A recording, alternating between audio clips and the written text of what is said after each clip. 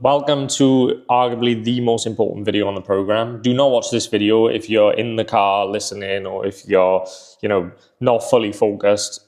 Like, stop everything you're doing, put down your phone, turn it off, go and lock it in another room, tell everyone to not bother you.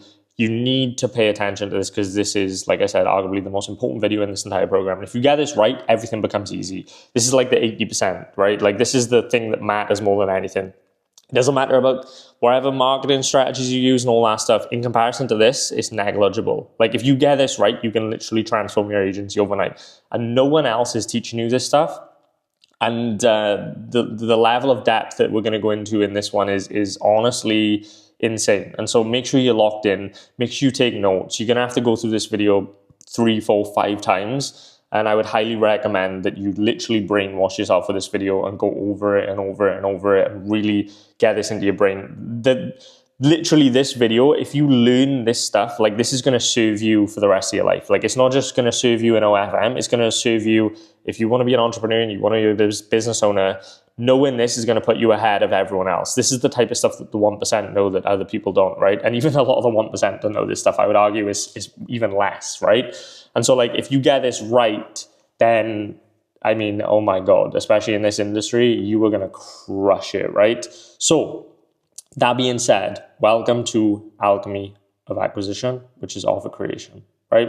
Now, in this module, we will be creating an offer for your agency. I will show you how to craft an offer so compelling that people feel foolish saying no to it. This video explains the basic psychology behind why strangers convert to clients and how to create grand slam offers that catalyze conversion.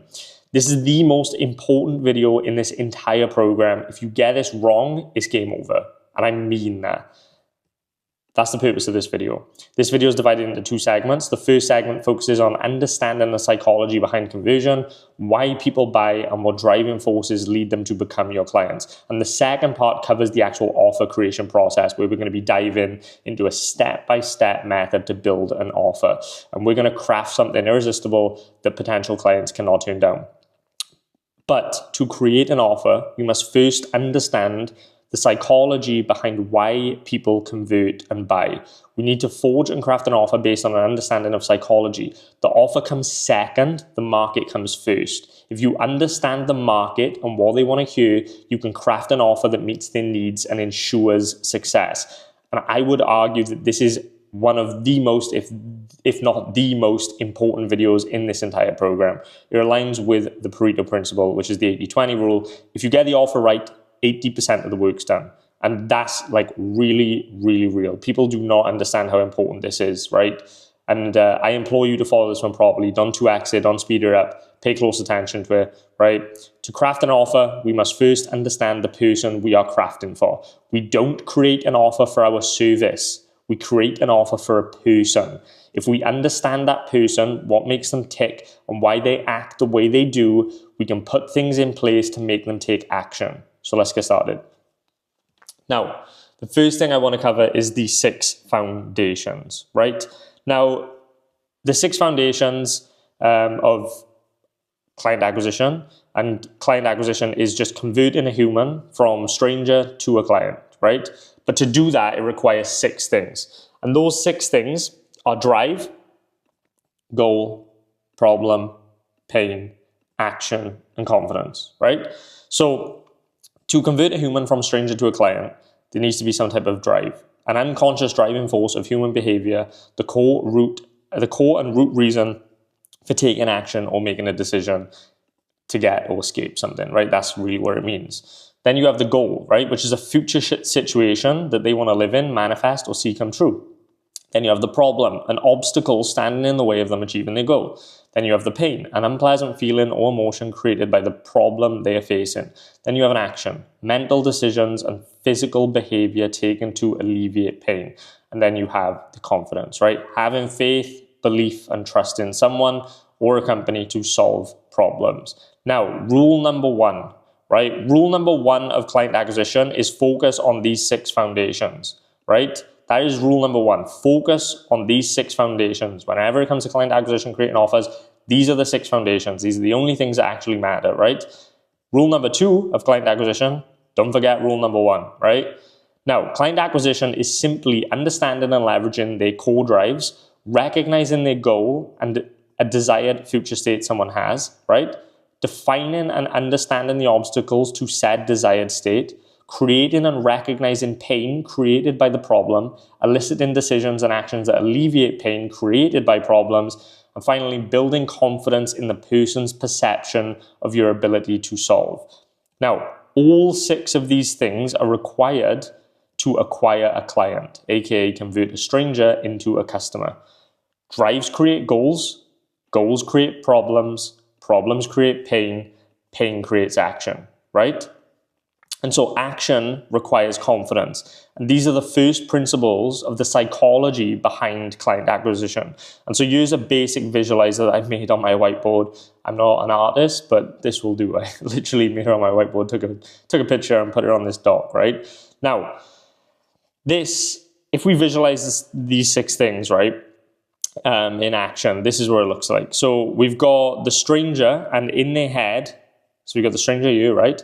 And in their head above them, they've got the unconscious drives, which could be a drive for power. It could be a drive for love, recognition, or progress. There's obviously tons and tons of different drives that people have, but it's kind of hard to see them. And these are just some examples, right? So now because of these drives, the person over you will set a goal, right? And when they set that goal, the problem is they don't actually have this goal. So like, for example, there's the stranger, they have all these unconscious drives, they've set this goal, and the thing is they don't actually have this goal because of something that they're currently facing. This is the future goal, right? They're not in this current situation right now, and they don't have this goal because of something that they're currently facing, which is this big ball of chaos, which is a problem. And this problem, by them facing it and not being able to untangle it to achieve their goal, because it's attached to their goal, they sit in pain, right? Which is this big ball of fire you. So this pain, this fire that they sat in is manifesting because they have a problem preventing them from achieving a goal, which is stopping them from fulfilling a drive. And you're over you, right? And you're attached to this problem. And if you want someone to take action over you, right? So if you want someone to like take action, right? You need to be stood on this pillar of confidence. So if you want someone to trust you to solve their problems or perceive you as someone that can solve their problem, you need to have built a huge amount of confidence. If you stood on this pillar and someone's like, oh, I have this problem, I can't achieve this goal, like what the hell's going on? Then you need them to take action on your thing, right? So you need them to take action on your thing, and they're already going to do that if they have the confidence that you can actually like help them, right? So that's a really easy way to visualize it. And this problem is the main thing, right? This problem is the main thing because they're attached to this problem. Their goal is attached to this problem. And so you're also attached to this problem. And so if they come to you and you unravel this problem for them, then you'll get them their goal and they'll no longer be in pain and they're going to fulfill their drive, right? So that's all that matters, right? They got this drive, stranger. So let's just look at it this way, right? Just as the last explanation, you got the model, you, right? The model, right? Then you got you and your agency services. This is all the confidence you've built up. This is the action you need them to take. This is their goal. So let's just say you've got a model, you, right? She wants to make 20 grand a month and do X, Y, Z. But right now she's having all these problems, which is attached to her goal and also attached to you. And she's sat in this pool of pain because she has no idea how to solve these problems. She can't get traffic. She doesn't know how to create viral content. And you need to have this bunch of confidence, and she needs to have the confidence in you because she's got these unconscious drives that want to get her to her goal. She doesn't know how to get her, problems in the way, but you can actually unravel this problem with your product and service. And as long as you're sat on this pillar of confidence, then she, the model, is going to trust that you can actually fix her problem. So therefore, she's going to take action. And we'll get into more of this. If this is a bit complex, we'll explain it a bit more in depth. I've got a couple more amazing diagrams coming up for you, right? Now, we've established the first principles we can reason up from, and then start building a framework to tackle the problem of acquiring clients, right? So creating the 6 foundations. To convert a stranger to a client, we need drive, goal, problem, pain, action, and confidence. So how do we actually get these things to convert a stranger into a client, right? Now, the stranger creates the drive, which is pre-built into a stranger, right? And by the way, when I'm just using stranger as a broad example, this is just, you can think of it as the model, right? So the model creates drive, right? So that's pre-built into her, already existing. Then the goal comes from the drive. Then the problem is coming from the goal, and then the pain is coming from the problem, and then the action is coming from the pain, right? So the only reason people want to take action is because they're in a lot of pain. It's like the Tony Robbins quote, right? Like when the people take action when the pain of staying the same becomes greater than the pain of change, right? So people don't want to stay the same anymore, and the pain of staying the same is now greater than the pain of change, so they decide to change and take action, which can be uncomfortable, right? So you must learn to create confidence, which is gonna come from you seeming competent, capable, reliable, and trustworthy, right? So that can be done with like testimonials, with how good your offer is, which is why the offer is the most important thing. Because if you have a good offer, you don't have to worry about testimonials and all this other stuff, right? And we're gonna get into this, so don't worry. Now, you must also create pain, right? You need to amplify pre-existing pain by exploring it and exposing it. And pain rarely creates action without amplification. This is because humans enter delusion to cope with reality. Pain hurts and can be avoided by pretending it isn't there. And action, you must elicit decisions and actions from the stranger. So, an action, right? People rarely act or decide to escape pain and solve problems without encouragement or elicitation, to do so by an external stimulus or trigger. So, rule: you do not create pain, you expose and amplify the pain that already exists. Rule number 2, you do not create the action, you encourage and elicit it, channeling emotions to act. And I'm going to show you how to do this. So next we got the reservoirs of confidence, right? Now for someone to convert from a stranger to a client, they must have confidence. Confidence is a measure of someone's belief in and trust in your ability to solve their problem. Now, there are 3 places a stranger can go to get enough confidence to become your client. And I call these 3 places reservoirs of confidence, right? Now, reservoir number 1 is your offer, right? So the way your product is positioned in the market as a vehicle for them to alleviate pain, solve their problem, achieve a goal, and satiate their unconscious drives. Now, reservoir 2 is you, okay? Your unwavering conviction and faith in your ability to solve their problem and actually help them achieve their goal. This needs to be extremes, real, and genuine. And then reservoir 3 is your clients. So other people like them who you solve the same problem for. So that's going to be social proof, reviews, reputation, case studies, client interviews, etc. Right? Now, they only ever really going to get their confidence from you, your clients, and your offer. And in my opinion, the offer is the strongest one by an absolute mile, right? Because like it's the highest barrier to entry because no one knows how to do it, right? Which is why I'm making this video. And so like this one, for example, where you have like the conviction in your services, if you believe in your services and you think it's good, then you can have conviction and faith in your ability to solve the problem, especially if you've already helped someone do it, right? And even then you can still have some level of conviction. The same with clients as well, right? Like there's plenty of people with testimonials and reviews and case studies. And yeah, these things help and these can be a good aid and they can add fuel to the fire. But like the main thing is going to be actually getting this right. So like you could literally just have this right and not even have these as like these are not as important as this. You could have this and still do insanely well because again, no one knows how to do this, right? And so this is obviously why I've made this module, like I said. But again, this is that, right? And so we got this little graph here, and you know you got the model here, and she's like, well, where will I get my confidence from to buy your thing? Right? We're like, where am I going to get my confidence from to buy your thing from? And so there's only 3 places: the offer, you, and your clients. And so it doesn't matter where your market gets the confidence from to convert. What matters is that they get it. You can have no clients, but with unwavering conviction and a great offer, you'll win. The reservoir that has the most potential to give confidence is the offer, like I said, right? Hence this video. It's the easiest place to find leverage for client acquisition is with your offer, right? So this is the most important one, which is why I've made it a bit bigger than the other 2, right? So where will I get my confidence from to buy a thing? If you nail all these 3, then you're going to be, holy shit, you're going to be in a really good position, right? Which is literally what we've done. We've nailed all these 3. But if you just get this right, you can do insane. And then if you just get these 2, I mean, you're going to crush, right? And then you can actually start to get these and get clients once you've nailed these, right?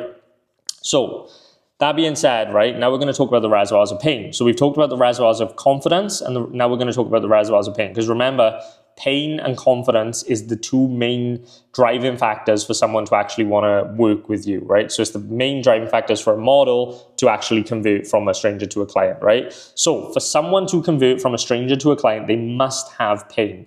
Pain is a measure of someone's suffering in relation to part of their life. There are 5 places a stranger can go to get enough pain to become your client. I call these 5 places reservoirs of pain, right? So you have the unconscious and the conscious, and you have the conscious and the unconscious, right? So reservoir 1 is conscious, and that's going to be the problems. So for example, obstacles that they must overcome in order for a goal or desired situation to be accomplished or achieved, right? So this could be anything, right? It could be getting subs. It could be, if you're in the health niche, it could be dieting. If you're in the coaching business, it could be appointment booking. It could be the appointment booking if you're in the agency space. It could be a multitude of different things, right? And so problems, you want to be thinking from the OnlyFans perspective, right? I'm trying to make this broad so everyone understands. But like, for example, from the OnlyFans perspective, right? A problem or obstacle that they must overcome in order for their desired situation to be accomplished would be, right, okay, I have no idea how to gain traction to my OnlyFans because I just I'm overwhelmed with creating content. I don't know what content to create, and I need to be able to create content because that's what's going to help me get more subs, which is going to get me to my desired state, which is 10 grand a month, right? Then you have the second reservoir, which is unconscious, which is going to be the unmet needs, right? So core unconscious needs, desires and drives that are unfulfilled, e.g. love, progress, attention, sex, clout, status, family, right? And then you have reservoir 3, which is also unconscious, right? Which is having what isn't wanted. So existing in a current situation that one does not want or is unable to escape. For example, broad examples, debt, excess body fat, being lonely, not being able to get any views on your content, etc. Okay, then you've got reservoir 4, which is another unconscious, which is wanting what isn't had. So desiring a situation that one currently does not have or is unable to attain, right? E.g., they want to make $1 million, or they want abs, or they want a good relationship, or they want to go viral, or they want to become an influencer, right? And then finally, reservoir 5, which is conscious, which is going to be consequences, right? So bad things that happen and cause suffering as a result of any of the above. So being broke, feeling tired, lethargic, being unloved, etc., right? And so I've made another amazing graph here. I've done this diagram once again. And you've got the unconscious and conscious that we've just talked about, right? So unconsciously, when someone's making a decision to become your client, they're going to ask the question, like, where will I get my pain from to buy your thing? And so we can pull pain from 5 different sources typically. The main ones you can pull from are the conscious ones, because if someone's in pain and they know why, if they can actually point towards point towards something that's actually creating that pain, then it's just easier to amplify the pain if they know it exists, right? And so you can demonize problems and consequences and use that as leverage and say to someone like, hey, look, if you buy from me, if you sign up to my agency, all that pain you've got now around that consequence or around that problem will be gone. You're not going to suffer anymore if you work with us. And so their problems and their consequences, these are bigger reservoirs, because the problems, the big one, right? Because everyone knows that their problems, and you can talk about that, right? So everyone knows the problems they have, and you can just talk about that and amplify it, right? And so if you talk about someone's problem at length, the more you talk about it and the more you explore it, the more pain it creates, but also people know the consequences. So people are painfully aware of the consequences of having unmet needs, right? So my point is, if you're creating pain to facilitate a decision or get an action from someone, the easiest place to get leverage from is from the problems or from the consequences. It's a lot harder to get it from you, right? Which is the unconscious.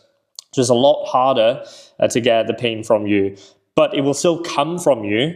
So for example, the most pain will come from the unmet drives/needs, because that's where most of the pain comes from, because the unmet needs and drives, they feed into basically everything else. But it's kind of hard for someone to justify buying from you because they feel unloved, or because they feel like they're not making progress, or if that makes sense, right? So because they're not necessarily aware of the unconscious drives, then people just tend not to buy things to solve problems that they're not aware of, right? Like, why would you buy something if you're not even aware you have the problems in the first place? And if you sit there and try and convince someone that they're unloved, or you sit there and try and like uproot someone's unconscious drive, like, well, obviously, Lily, you just clearly want clout and you were unloved by your parents, which is why you started an OnlyFans. And so now if you don't fix this problem, this is what's going to happen.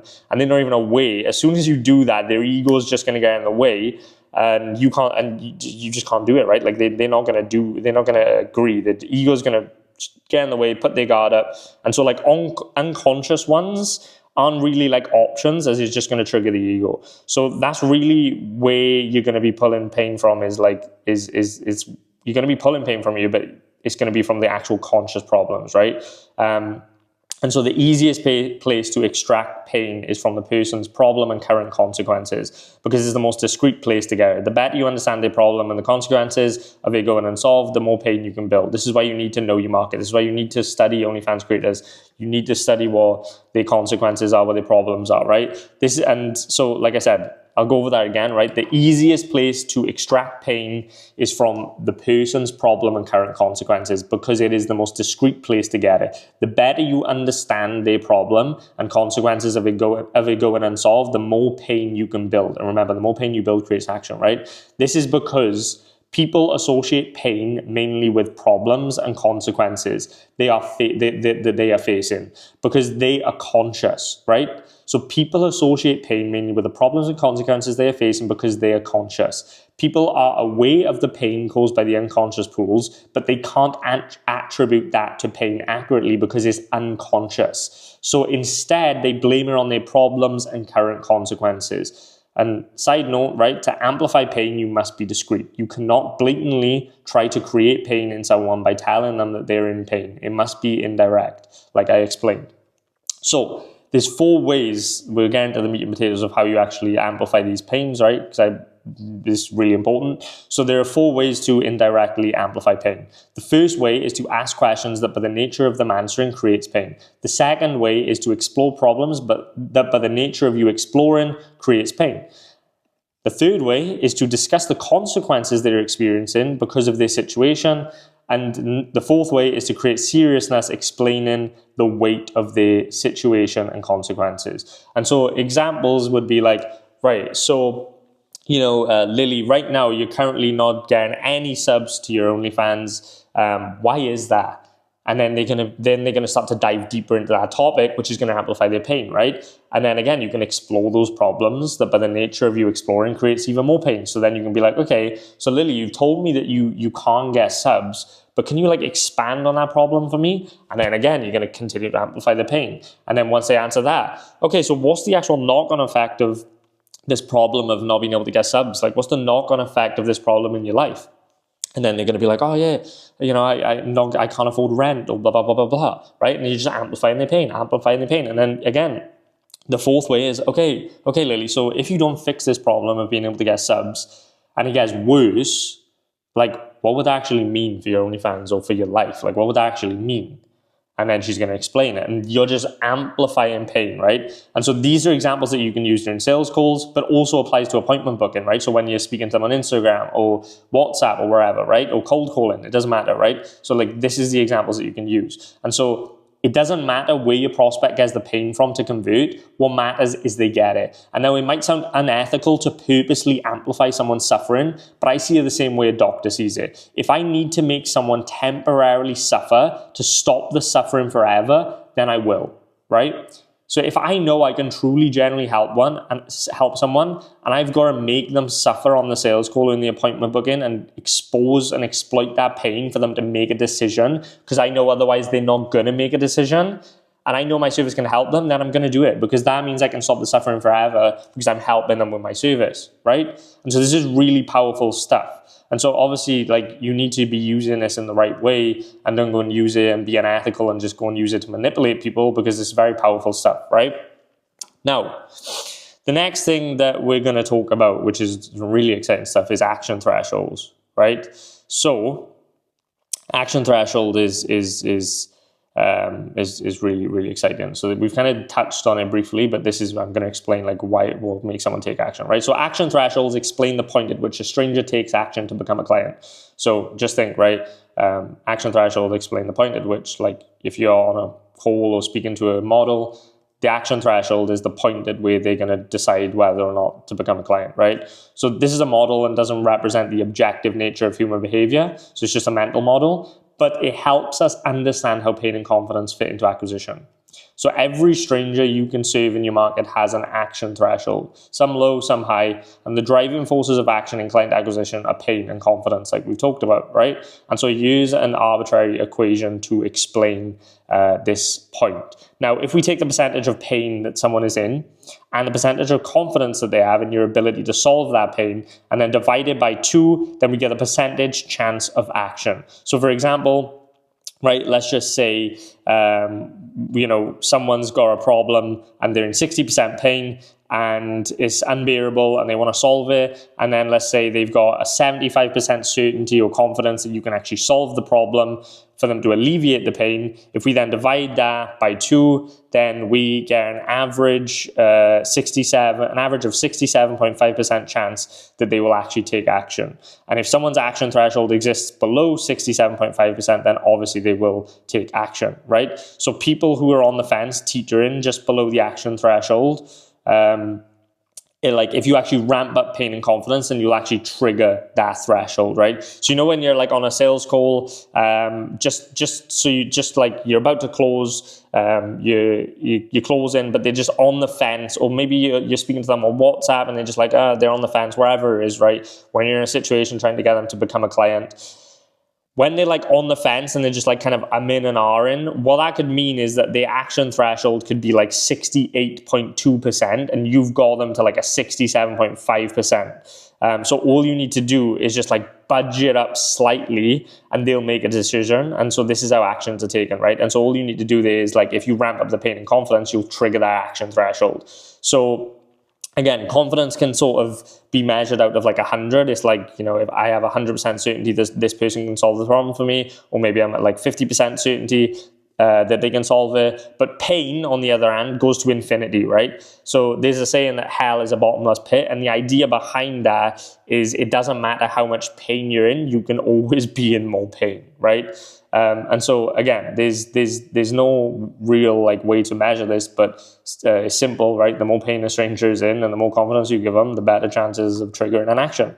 And so I like to see actions and decisions in this quadrant here, right? So we've got confidence and pain, and you've got this sort of like threshold here. So for example, the opposite of confidence is doubt, right? And the opposite of pain is comfort. So if someone has a lot of doubt about like what you do, and they're in a very comfortable place with this situation, then they're never going to make a decision, because no one acts below this point of 0, right? Like no one acts here. No one acts below this. No one makes a decision below this, right? So let's say this 100% action threshold, and this is minus 100% action threshold likelihood. If someone has 100% doubt that you cannot deliver and they're totally comfortable with this situation, then they'll be you and they'll never take an action, and nobody ever acts below this line, right? No one ever acts below this line. So like this axis here would represent 0, right? And you aren't going to get anyone to act if they have any level of doubt that you can't deliver. And if they're comfortable, people just don't act below 0%. However, someone could be you, right? So someone could be you with a star, like 15, let's just say like a 15% action threshold, which means all they need is a little bit of confidence, right? And a little bit of pain, and they will take an action to, join your service. But some people might need to be up here, where this star is, right? Some people might need to be up here, and they might need a 65% action threshold or 70% action threshold, right? To actually take action. And so these people, they're going to need significantly more confidence and pain to feel comfortable acting. And the thing that I like to do is play it safe when I'm thinking about this, right? I don't want to be creating 15% or 60%. I want to play it safe. and just create as much pain and as much confidence as possible, then I'm pretty much just treating it like the entire market threshold is at like 90%. Right? So like I'm trying to create so much confidence and so much pain that anyone, even someone with like 100% action threshold, is going to make a decision to work with me. And that's sort of like how I like to see this thing. So I like to have like a minimum of a 90% action threshold, right? And that's how I like to sort of see this thing. Like I don't want to be in any of these because it's too unreliable. So it's often the case that if someone's right on the edge of making a decision, then all you need to do is show them like one more testimonial video, one more review to increase their confidence percentage by like, let's just say 0.5%, and then they'll make the decision. Or if they're right on the edge, sometimes all you need to do is remind them of the seriousness of their problem and create a bit more pain, right? Just like a tiny bit, like you just need to do it by a tiny bit. And it's like the saying, it's the straw that breaks the camel's back, right? It's literally the tipping point, it's critical mass, and then you're over, right? So like that's all you need to do sometimes. If someone's teetering on the edge, is just give them a little bit more pain by exploring that problem a bit more, or giving them a little bit more confidence by having a bit more conviction, or by showing them a testimonial. And it's the straw that breaks the camel back. It's critical mass, it's tipping point, right? They will make the decision. So we know where we can get confidence from, and we know where we can get pain from. And so we know that the main thing to focus on in confidence is the offer, right? So the main thing is the offer. And so if you have an insane offer, then you can put everyone at 100% action threshold. Like literally, if your offer is that good, you can literally just have everyone that's what an offer that people feel stupid saying no to is just, having an offer that's so good it's at like 100% or a 90% action threshold. And that way everyone's going to take action, right? And so there's a tipping point in someone's pain and confidence centers that will cause them to take an action to convert into a client. If you can create an offer that inspires massive confidence in your entire market, you can surpass the entire market's action threshold. One of the best ways to create confidence and pain is via inversion. So just remove doubt and remove confidence, and remove comfort, remove doubt and remove comfort. After all, pain is a lack of comfort and doubt is a lack of confidence, right? Confidence is a lack of doubt, So again, if you remove doubt and remove comfort, you create confidence and pain. And if you're creating more confidence, you're creating less doubt. Or if you're creating more pain, you're creating less comfort, right? And so if you're looking at other ways of like, how can I increase confidence or pain, then you can just invert it and look at, like, why is this person comfortable and what can I do to remove that comfort, right? So now this is like a thing about comfort. If someone's actually comfortable with their situation, then it's not really the right thing to do to put them in the pain to get them to buy, because they're comfortable and they don't need your help and they don't want your help. Like they're not in any pain. They're quite happy with their life, which means you can't create that pain like we talked about. And it would just be wrong to try and do so. But also, I mean, most people wouldn't be on the call as well if they was comfortable or, was just in a situation that they're comfortable with, right? But it will happen. And so a lot of people though wouldn't have took that action in the first place on your offer if they was in complete comfort, right? But again, you will speak to some people who are just completely comfortable, and again, it's the wrong thing to do to just try and create pain. You can't really do that, right? Their ego is going to get in the way. So the doubt thing is like, if someone's got doubt in your ability to deliver, then you're kind of just done for. So you need to realize like how this works in the action and the actual. It's like a threshold, right? You need to understand how this works, because if someone's got doubt in your ability to deliver, then you are just done for. Like you're never gonna win. And so your offer and the things we talked about, right? Like your offer, you and your clients. So like your testimonials. So remember these reservoirs. These three things is what is going to move people away from doubt and comfort into confidence and pain, and increase the action threshold, right? So now we've got the gap, right? So the gap. The entire world economy ticks on something we call the gap. In life, people have a current situation and a desired situation for most aspects of their life. These situations typically revolve around health, wealth, relationships, and happiness. Every day, people wake up and buy things that help them escape their current situation and achieve their desired result. And this applies to everything from chocolate to a pet horse to Molossom consultant, right? So, right, this is another amazing diagram by me, right? So this is how it works. This is the human condition, right? You have this, your parents have this, your neighbors have this, your friends have this, everyone in the world has this, right? Which is they have their current situation in life. And this is usually in relation to something to do with health, wealth, relationships, and happiness. And so they've got their current situation, but then they also have their desired situation, right? So they are where they are, but they also have an idea of where they want to be. And so maybe you have no money, and maybe you have loads of money, right? Or maybe you're overweight and you are shredded, or maybe you have no girlfriend and you have a wife, right? Now, everybody has their own current desired situation. Every single person has their own current desired situation. But the point here is this arrow, right? This is the point between these two situations, and this point denotes the gap, right? And the gap is the thing that manifests between the future and the present.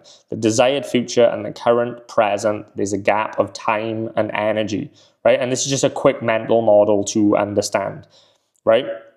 And so the secret to client acquisition is to position you and your product as a staircase to the person, that the person can climb to bridge this gap. To sell well, your product must be a vehicle for change, right? So the secret to client acquisition is to position you and your product as a staircase to the person, that the person can climb to bridge this gap, to reach their desired situation, right? And so to sell well, your product must be a vehicle for change. Now, that is like the psychology section, right? So let's now actually talk about offers, right? We spent the first, I don't even know how long we've been recording, however long, maybe like half hour, the first half hour of this video exploring the psychology and just coming into terms with like, what is client acquisition? Why do people make decisions? What do we need and where do these things come from? And now that we've done that, we can actually talk about offers, because if I just told you like how to build an offer without explaining like why you need to do it or what you need to base it around, then you're going to just create one that's not very good, right? So, offers explained. In client acquisition, an offer is the way a product or service is positioned. Offers have strength, and the strength works on a scale. Offers aren't binarily simply weak or strong. It's a question of how weak or how strong. The question is answered by your market by comparing your offer to competitors. When you create an offer, you're positioning your product or service. The way you position your product or service influences your market's perception of that product or service, which influences their confidence in it. So your offer should react with drives, goals, problems, and pains, which is the latent conditions of the market, which we're going to talk about, right? So, for example, weaker, I sell OnlyFans consultancy service to creators. Stronger, I sell a proven initiative designed to build a predictable and profitable subscriber acquisition system within your OnlyFans account. The above examples are only weak or strong when contrasted to each other. Offers aren't good or bad, only when compared to others' offers made by competitors. Because 90% of people in the online space don't understand offer creation, you can gain a huge asymmetric advantage in business right here. And especially in this niche, guys, of OnlyFans management, holy shit, no one knows how to create an offer. This is like a good offer for everyone. This is like everyone's offer. Like, yeah, we help creators do this and this 50-50 or whatever bullshit that they come up with, right? So just by having like a little bit better than everyone else, this is how we've been able to like really dominate the market, right? Now, key points on offers in client acquisition. And first one, right, is offers succeed when they inspire certainty and position services as vehicles or pathways to escape current situation and achieve desired ones. The second point is offers succeed when they are unique and force the market to perceive a service or business in a different, better way to competition. Niches and markets don't saturate, right? This whole saturation myth is bullshit. Niches and markets don't saturate. Offers do. All saturation means is a growing market. And if you're in a growing market, that's fucking amazing. You want to be in a growing market. Building a business is hard enough. Why would you want to be in a market that's like not saturated, quote unquote, that's not growing? It doesn't make sense, right? So this is the best market you can be in, because the amount of money that's in this market is insane. And so niches and markets do not fucking saturate. Offers do, because everyone starts to do the same and copy the same and look the same and act the same and blindly monkey see, monkey do everything, which is why it doesn't work for them, right? This is why I'm teaching you all the foundational principles of this stuff so you can understand and just not monkey see, monkey do, or go and you like some guru say, oh, I do this, and then you just go and blindly copy it, right? Number 3, a product is not an offer, right? A service is not an offer. A guarantee is not an offer. A discount is not an offer, and a price is not an offer. The amount of times I've asked people, so what's your offer to these OnlyFans creators? Oh yeah, we just do like a 50-50 split. And I'm like, what the fuck? Like, what do you mean? So offer power, right? Now here's a few key points to really drill home the point of why your offer is so important, right? So we've got rising tide. So the quote, right? A rising tide raises all ships. In client acquisition, this means that your offer can improve quite literally every single metric and system that you have, right? Your offer alone can move your sales conversion rate by 10 to 40%, your show up rate by 10 to 40%, your appointment booking rates on different systems by 5 to 10%. Just by fixing one thing, you can literally fix everything. It's an asymmetric advantage, meaning it takes a small amount of time and energy input to get right, but it disproportionately produces amazing results in return. Like I said, it's the 80-20 rule. It's the 80% of things that matter, right? Now, the next key point is persuasion, right? Now, the more powerful your offer, the less persuasive you need to be to acquire clients. Learning how to become persuasive takes years of daily practice and doesn't come naturally to a lot of people. Creating a good offer takes a few hours and gives the same, if not better, returns. And if you do not have a good offer, you will need to persuade even more. Of course, the best of both worlds. The best is to be persuasive with a really good offer, and that's what we do in Molosson, right? And that's just again, just do both, right? It's not one or the other, just do both. Now, making it easy. Good offers make client acquisition easy. If you create a sales argument that cannot be defeated, you will close deals. You want an offer to be so good that to say no would make them feel stupid, or like they are an irresponsible business owner, because that's all these creators are, right? They're business owners, right? OnlyFans creators, they run a business, right? Whether they know it or not, they run a business, and it's a very lucrative business. And so they're going to feel like an irresponsible business owner if you position what you do in a way that makes them feel as though they can be certain and have extreme confidence in your product or service to get them what they want, right? And so it's impossible for them to say no, right? So the exponent of this, and I'll explain this, offers act as exponents to client acquisition systems, right? So you know when you have like 2 to the power of 1 or 2 to the power of 10, there's this idea in exponential math that a long time ago, a king gave this guy a gift, and he was like, I can give you a gift, any gift you ever want. And the guy said to the king, like, oh, I want a grain of rice, and for every square on the chessboard, I want you to double what was previously on the chessboard.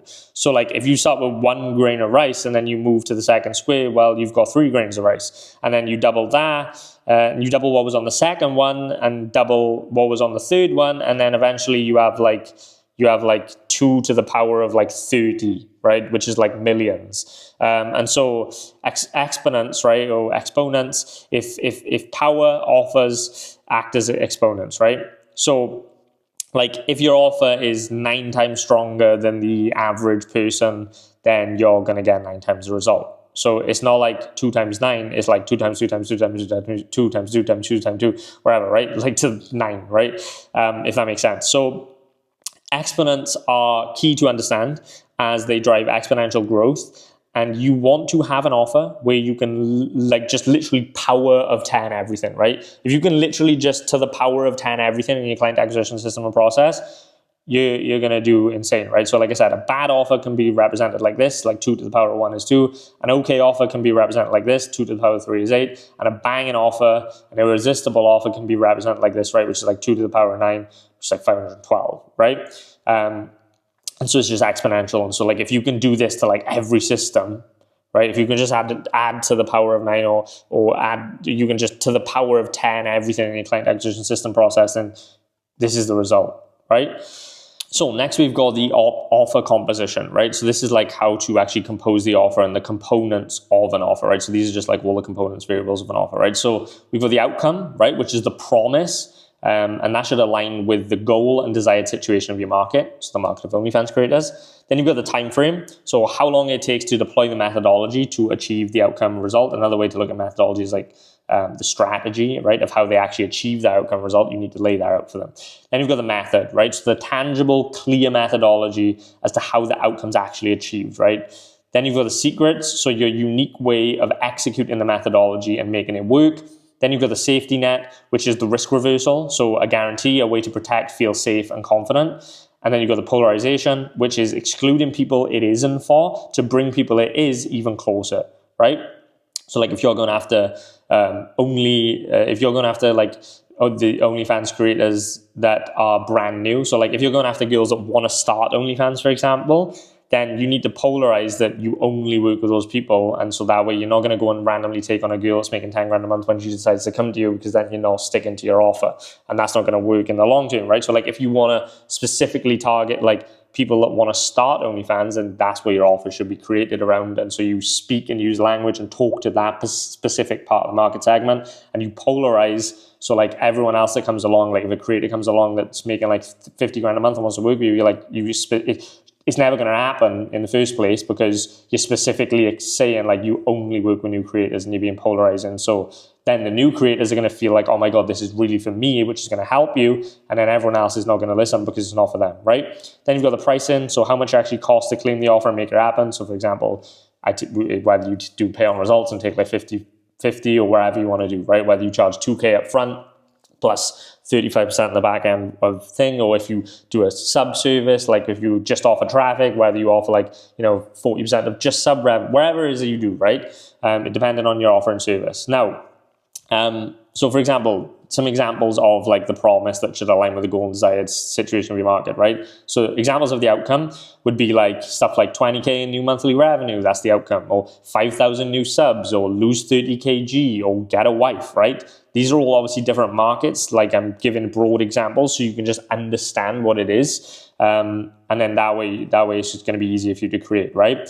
Then you've got the example of the time frame, right? So how long does it take to deploy the methodology to achieve the outcome? So how long does it take to achieve 5,000 new subs? So then you're going to say, in 180 days, or in 90 days, or in 45 days, or results in 48 hours, or in 1 hour, right? Depending on your service. Then you've got the method, right? So the tangible, clear methodology as to how the outcome's achieved. So for example, you can say step-by-step process, methodology, frameworks, infrastructure, instructions, right? Wherever it is. Then you've got the secrets. So your unique way of executing the methodology and making it work. So this is where you like sort of make it sound sexy. So our secret subscriber acquisition method, our operation subscriber firestorm ad system, or whatever you want to say, right? These are just random like words. Then you got the safety net, right? So the risk reversal, right? How can you make sure that there's no risk to working with you? So a guarantee, a way to protect them, a way for them to feel safe and confident about what it is you do, because people just want to know that they're not going to be worse off by working with you. And so that you can be like pay on results, so pay per appointment, or eat what is killed, or guaranteed, right? Or pay per subscriber, or a bunch of different things, right? There's tons of ways we're going to talk about this. These are, again, broad examples of different markets. Then you've got polarizing, right? So excluding people it isn't for to bring people it is for even closer. So only for committed people, or established business owners only, or long-term thinkers only, or new OnlyFans creators only, right? Then you've got pricing, and that is how much it costs to claim the offer. So that can be pay on for performance, that can be 50% commission, that can be 25% for the first 30 days, and then 50-50 split if you're happy with the services, right? It can be like you could charge just a high ticket retainer of like 10 grand a month, or 2 grand a month, or wherever you want to do, right? Or you can just do straight commission. It doesn't matter. This is just examples of pricing, right? So offers are presented in three forms, right? Which give varying degrees of detail. So you've got a short form message, which is the core message of the offer delivered in 3 to 5 short words. Then you've got the long form message, which is an elongated version of the core message, giving key information. And then you've got the pitch, right? The pitch just explains the intricacies and nuances of the offer. So an example for Malawsome Consulting, which is our agency, short form message, we make subscriber acquisition easy, right? Or making models millionaires, right? We've tested tons of different ones over time, but that's the example, right? Now, long form message, OnlyFans creators, you're one step away from learning how you can get 1,000 new paid subs to your OnlyFans every single month, guaranteed. The best part is if you don't get results, we don't get paid, as if we were going to pay on results basis, right? Now, it's also helpful to understand from politics, right? So let's take Trump's 2016 campaign, for example. You've got the short form message, which is the core message of his 2016 campaign, which was Make America Great Again. Now, this is such a powerful short form message in just 4 words. This is just insane, right? Like, he's a genius because he's just saying and saying that, America was once this great, powerful country, and now it's not, let's make it great again. And he's saying it without saying it, right? Like, he's not saying America's a fucking shithole, like, we need to make it good. Like, he's literally saying, make America great again. It was once great, let's get it back to being great, right? Super powerful message. And his long form message, which is explaining key information about the core message, okay, we're going to make America great again by building a wall and cutting taxes, right? Everyone wants that. Great. He's speaking to that market. And then the pitch, which is going to be the politician's manifesto, all the guarantees and the actual execution plan, right? So this is going to be the long stuff. And just a note as well, the above example is not intended to favor any political parties or their beliefs, nor is it to represent the political beliefs of me or anyone at Molossom and Dylan OFM Consulting, right? So common offer mistakes, right? There are 5 common mistakes people make when creating offers. Now, the first one we've kind of already touched on a bit is copycatting, right? Offers are a way to position your product in a way that is so different from the competition that you stand out and cannot be rejected. Most people just copy their offers from the competition, which is a viable strategy to start, but not a viable strategy to scale. Learn to think for yourself and position yourself as a unique and as a market of one. You want your offer to make it sound like your market can only get what you give from you, right? So you want OnlyFans creators to think, oh my God, I can only solve this problem by going with Molossom. And although that might not be true, like in the sense of like they could go with other agencies and get the same results, or maybe even better, if your offer screams and is that good, then it doesn't matter. You're just going to destroy the competition. Like if someone has the best service delivery in the world but can't create an offer, then no one's going to ever know about the service delivery. If someone has the best product in the world but they have a shit offer, no one's ever going to know that they have the best product in the world. So it doesn't matter, right? So you can become a market of one if you have a good offer, and you want your offer to make it sound like your market can only get what you give from you. And we're going to talk about how you can become a market of one further in this document, right? Now, the second most common mistake that people make when creating offers is playing it safe. The bolder, braver, and more ballsy the offer, the better positioned you will be and the more confidence it will inspire in your market. I like to create offers whereby if I don't deliver, there are genuine consequences and risks on my end, as this provides me with an incentive to get good at what I do. If a prospect understands that you have actual skin in the game and have your neck somehow on the line with them, they'll feel more comfortable working with you. Once again, it's a confidence thing. And obviously, the more confidence you get, the more risk reversal you can add. You don't have to go straight at the start of being like, if you work with me and it fails, I'll work for free for 12 months and also pay you like 55K just for wasting your time. But like, that's not what you're going to be, right? But like the better you get, the more processes you prove, the more confident you become to the point to where it's just undeniable, you can tweak and make your offer even better, right? And so like, it just provides, it also just makes you get good, because if you don't have any skin in the game, then there's no incentive for you to continue improving. I'll give you an example of this coaching business that you're all in right now, right?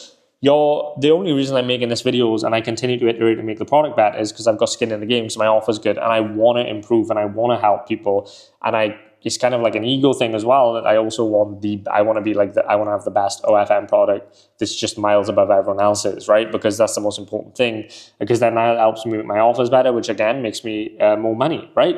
And so like that way I have 2 streams of income where I have so much skin in the game, which is why I make so much money. And like, if I didn't have any skin in the game, then I would just make a online course, and it would be like every other shitty guru's course, and it never changes, or it's really basic, and you would never be watching this video. But I've got some skin in the game, and I want to make sure that everyone here gets results. And so I want to go above and beyond, which is why I'm always improving and always adding stuff and making stuff better and removing stuff that doesn't matter, and just trying to become as best as possible, right?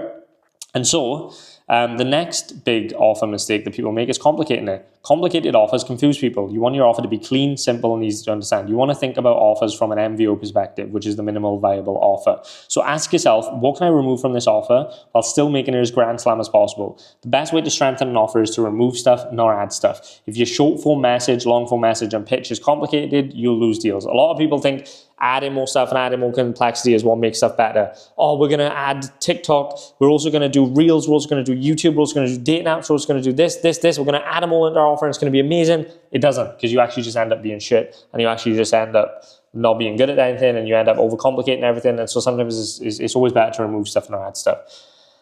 Now, my God, I'm losing my fucking will to speak because I've been speaking for such a long time.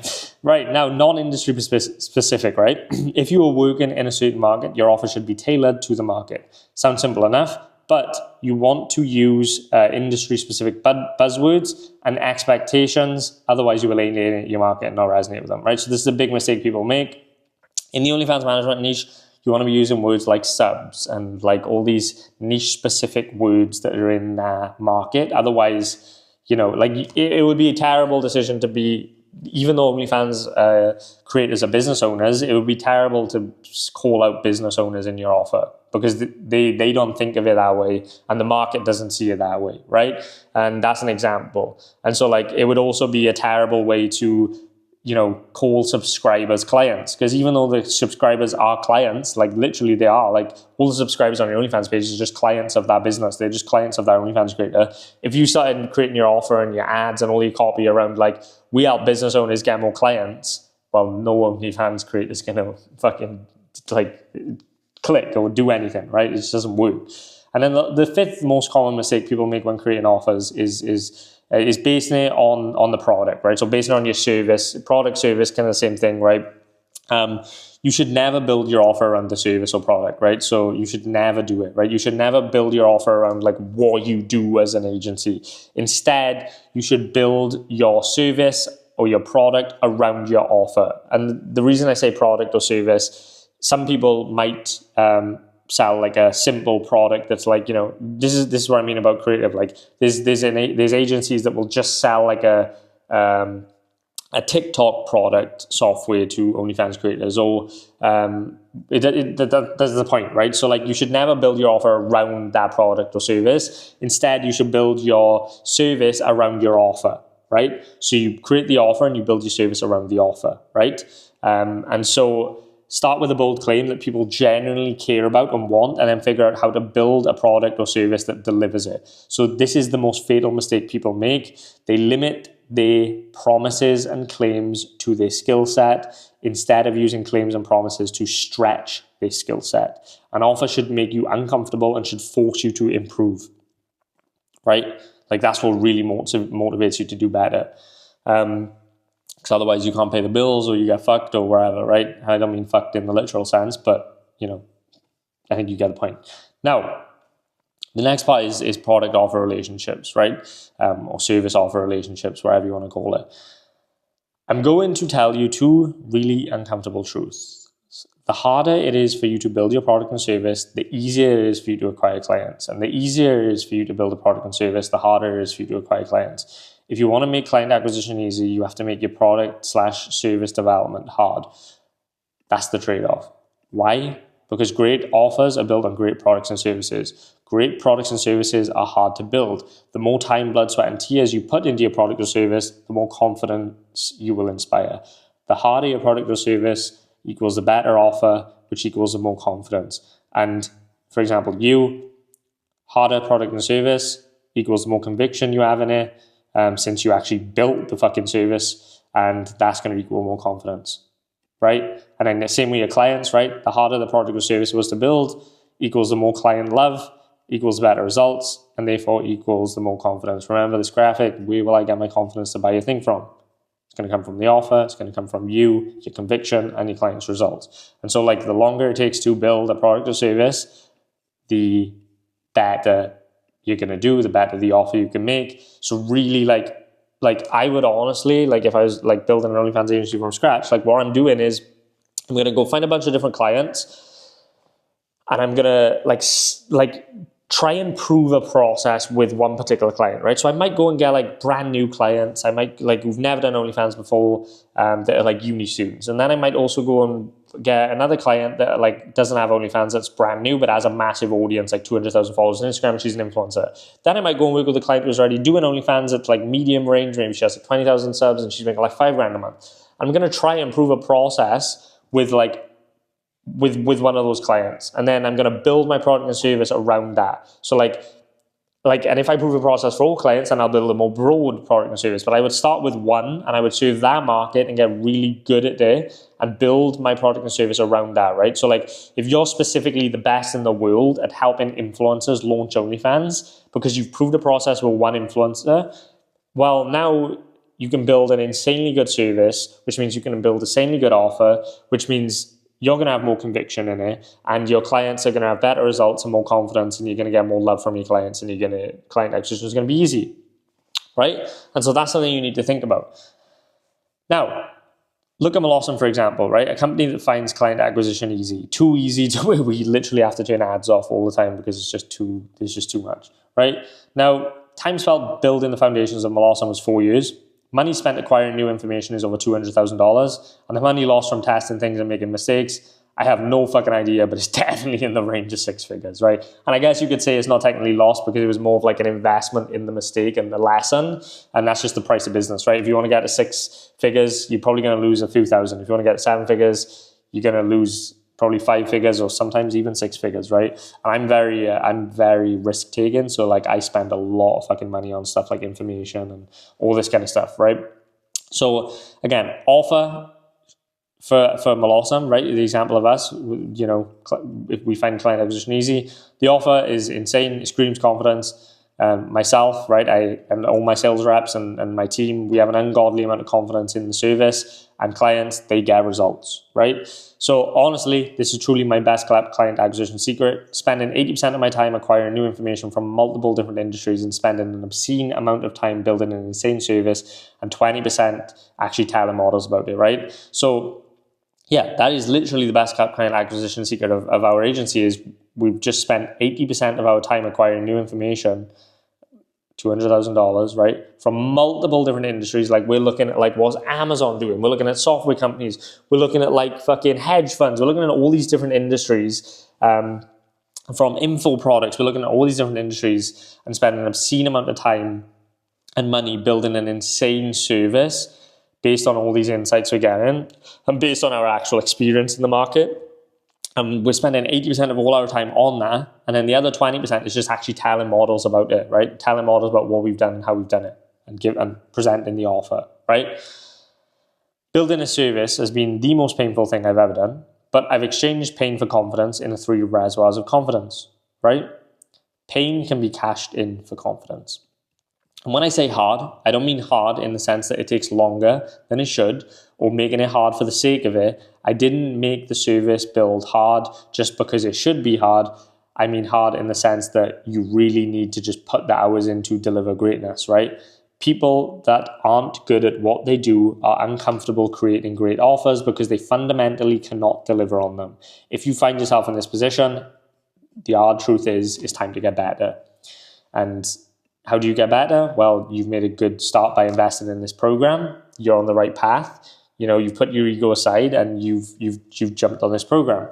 And this is a great start. And you need to continuously be in that mindset of acquiring new information, and acquire new knowledge and willing to make mistakes and this and that so you can iterate on these things, right? And so if you want to win in the current environment of online business, you need a great offer. The market has and will continue to gravitate towards the business that provides the most value.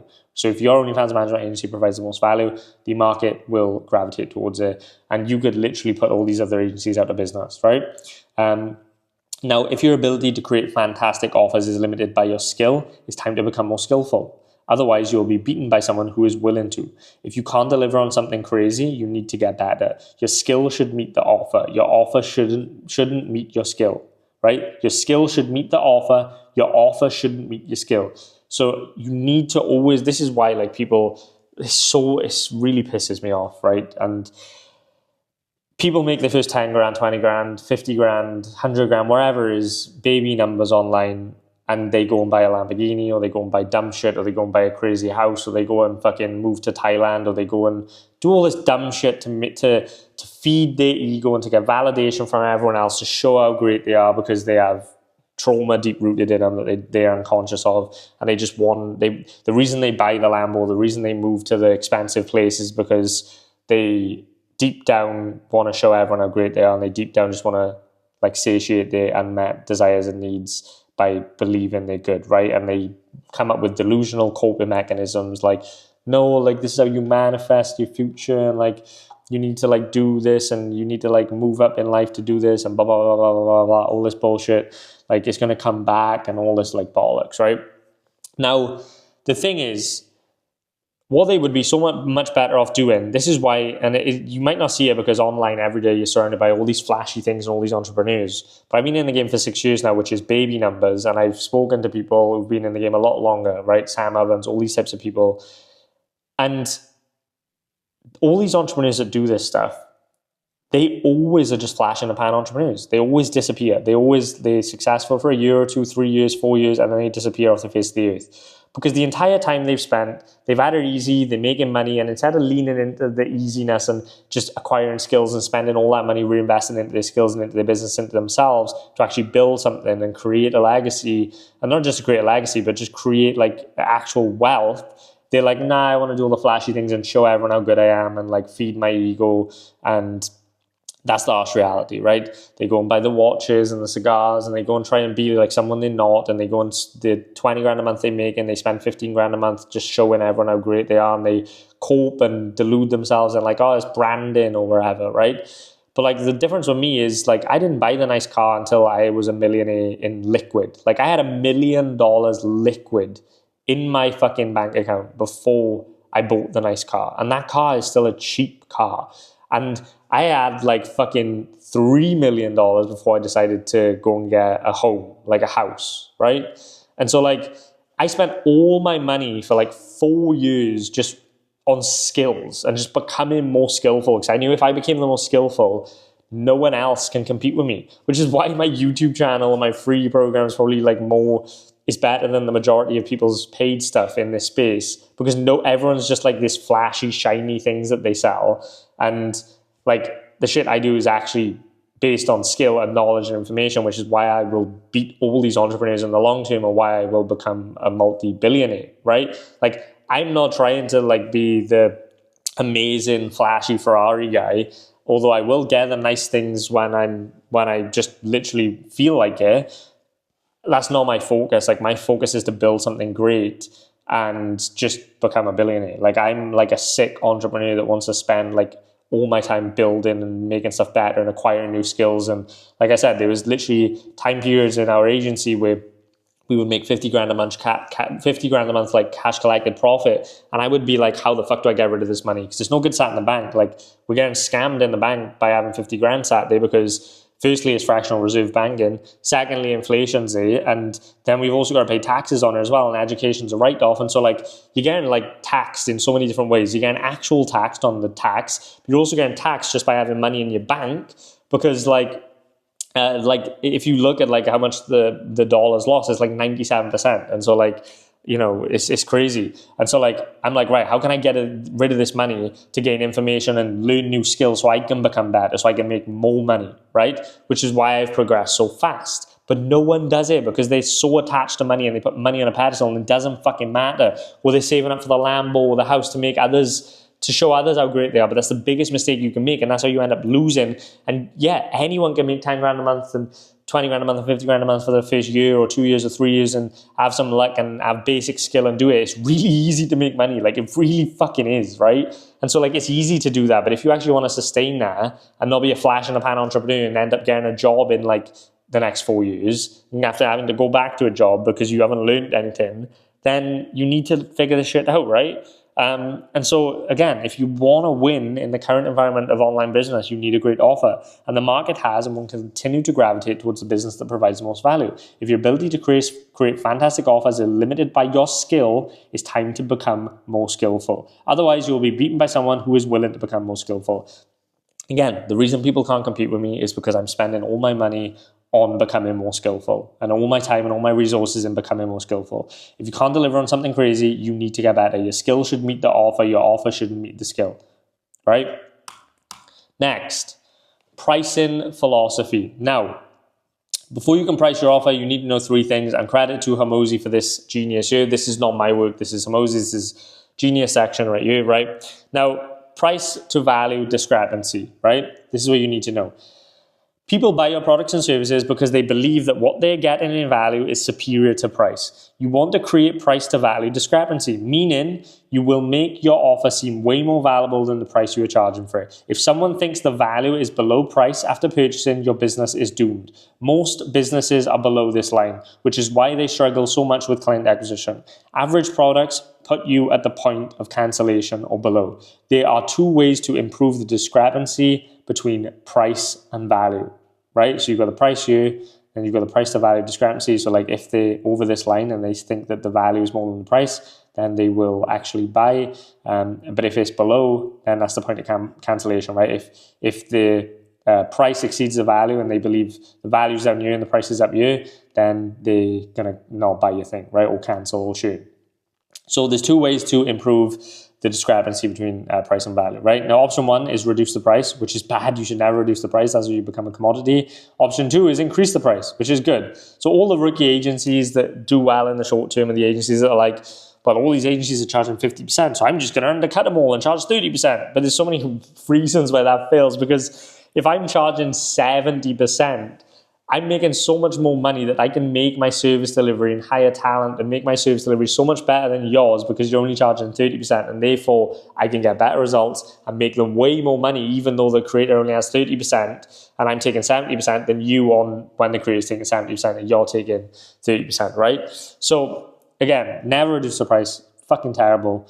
Price can only be reduced to zero, right? So everyone will just compete on price and eventually it'll go to zero, right? And this is what you see all the rookie businesses doing. Price can only be reduced to zero, and charging less sucks in every way imaginable. Value can be increased to infinity, and adding value is amazing in every way imaginable. When I met Hamosi in Vegas, Hamosi said there was this company that they signed to acquisition.com, and the reason they signed them is because Hamosi realized that they were like charging such a low price, and that if he invests in this company, he only has to pull one lever, which is increasing their price by 10x, and they'll make infinitely more money, create infinitely more leverage, be able to make their service infinitely more better, and Hamosi's going to be able to make way more money. And so he said it was the easiest and best investment he's ever made in a business, because all he had to do, even a business making millions a year, all he had to do was increase the price by 10x, and that business like went through the roof and went parabolic and just made so much more money, and therefore just took over the market and was a market of one because they were charging so much more than all their other competitors.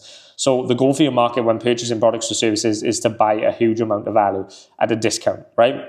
They're not worried with how much they're spending, how much they're giving away for your service. They're not worried about giving away 50%. That's just a faulty paradigm. If you think 50% is too much, it's because you haven't figured this shit out and you're in a faulty paradigm, right?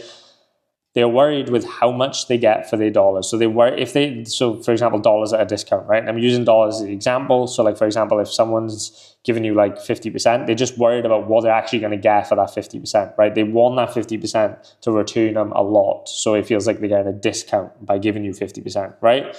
Now, number two is the virtuous cycle of price. Once again, this section is credits to Hamosi. It's just genius that it just has to be included. How most businesses price their products. They look at the market. That's the first thing they do. They look at the market, look at all the other OFM agency owners. They see what the competition offers. They take the average price. They go a little below the average to stay competitive. And then they provide a little more than their competitors. And then they end up selling more for less. Do not fucking do this. Most businesses you look at are poor. If you don't want to be like them, don't copy them, right? The cycle repeats and repeats in the market among competitors until profit margins deteriorate. This is called market efficiency, and it makes everyone go out of business or just barely stay afloat. Instead, you want to increase the price, and use the diagram from 100 million offers explaining when you drastically increase the price, you become a market of one. So the virtuous versus vicious cycle of price, right? Now, this is just genius. Now, these are like the variables right here, right, of the business. So if you decrease the price, right, then your client's emotional investment goes down, right? Like they're not as emotionally invested, right? And so like, for example, it's stupid when people charge less for their service, because then their clients are like, well, it can't be that good because they're only charging me like 10%, right? And it's the same with like programs, right? Like if I charged you like, $500 for this course, then your emotional investment in it wouldn't be that high because you would just be like, oh, well, it's probably shitty, right? Which is why, like, for example, like the free school, right? I could put the best information ever in a free school community, but like the emotional investment wouldn't be there because there was no skin in the game, right? However, if you increase the price, then the emotional investment goes up, right? So if you charge 70% for your services, then guess what? The client's actually probably going to work harder and probably have more of an emotional investment to actually want to do the things to get the result, right? Same with perceived value. If you decrease the price, then the perceived value of your prospects will go down, right? So like, again, if I charge you guys $100 for this program, you would not be sitting through this like 2-3 hour video right now, and you wouldn't perceive the value, and therefore you're going to get worse results, right? And so like by me increasing the price, it actually does you a favor because you perceive the value as high, right? Like as even higher, right? And so therefore you're going to actually do more. Your emotional investment's going to be higher. And if I don't get you to perceive that value, then you're not actually going to take the time to sit through this, and you're not going to watch these modules, and you're not going to actually get any results. Like my goal is to get you to get the results, and I need to make the best product in the world. But that, like I said, it's all about my value exceeding the price, right? Like, yeah, it's expensive, but the value way exceeds the price. Like, and so like, because of that perceived value is there, and I charge more than everyone else in the market, I'm actually going to be able to solve your problems because you're actually going to give me your attention. Whereas other people just shiny object through programs and think they need stuff because they haven't paid. Or it's stupid why people buy like pirated, copyrighted programs. The emotional investment's low, the perceived value is low, which means the results are going to be low, right? So if I increase the price, or if you increase the price of your agency, like if you start charging 70%, then the perceived value is like, fuck me, like what are these guys doing for 70% and 2K upfront retainer? Like, Jesus Christ, right? And obviously your service has to be good to charge that, but that's the point, right?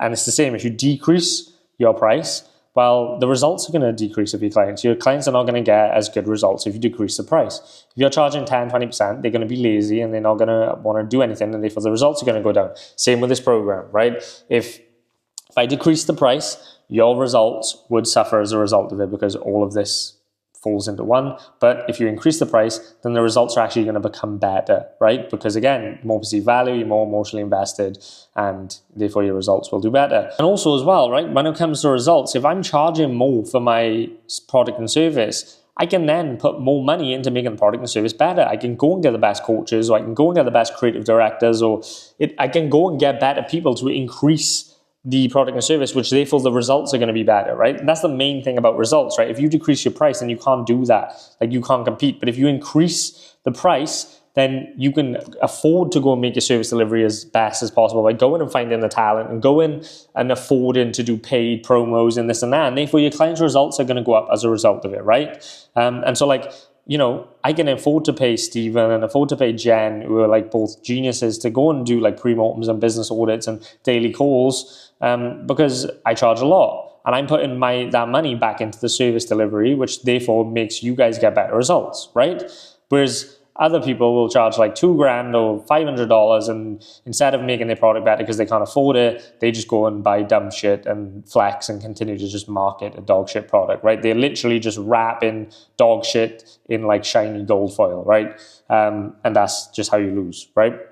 And so what this means, the demandingness of your clients, right? Like, you've probably had it where you've maybe charged, I don't know, like a low percentage, or you've offered to like work for free or wherever. Like, they have so much demandingness when that happens. It's the same with like programs, right? Like, when I've charged like, you know, $500 or $1,000 in the past, or even $97 for my school, right? The demandingness of those clients is just crazy. Like, they expect the world for $97. Whereas if you increase the price, you just decrease the demandingness of your clients. Like, they just don't care as much as a higher quality client, right? So if you increase the price of your service, the demandingness from your clients will go down. And then revenue for fulfillment per customer, right? If you increase the price, you decrease that. If you decrease the price, you increase that, right? And so then if we look at it from your agency perspective, right, from your business perspective, if you decrease your price, then you decrease your profit, right? And so like, if you increase your price, you increase your profit, which means, again, you can reinvest in the business, make stuff better, right? And it's the same. If you decrease your price, then the perceived value of self goes down, right? You don't perceive your services as valuable because you're charging so low for it. Whereas if you increase your price, then your perceived value of self goes up, right?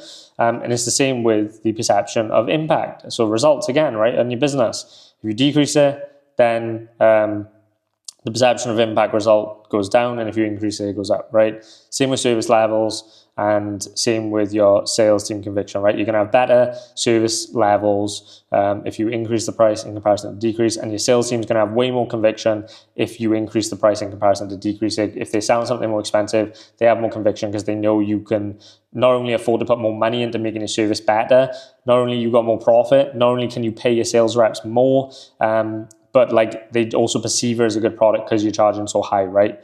That's just the whole point. So that is the virtuous vicious cycle of price, right? So number 3, right? High prices equals high value. Price is a communication of value. People perceive more value from products that are more expensive. Charging higher prices literally makes people believe your product is better, meaning they'll like it more. Increasing price actually increases the quality of your product.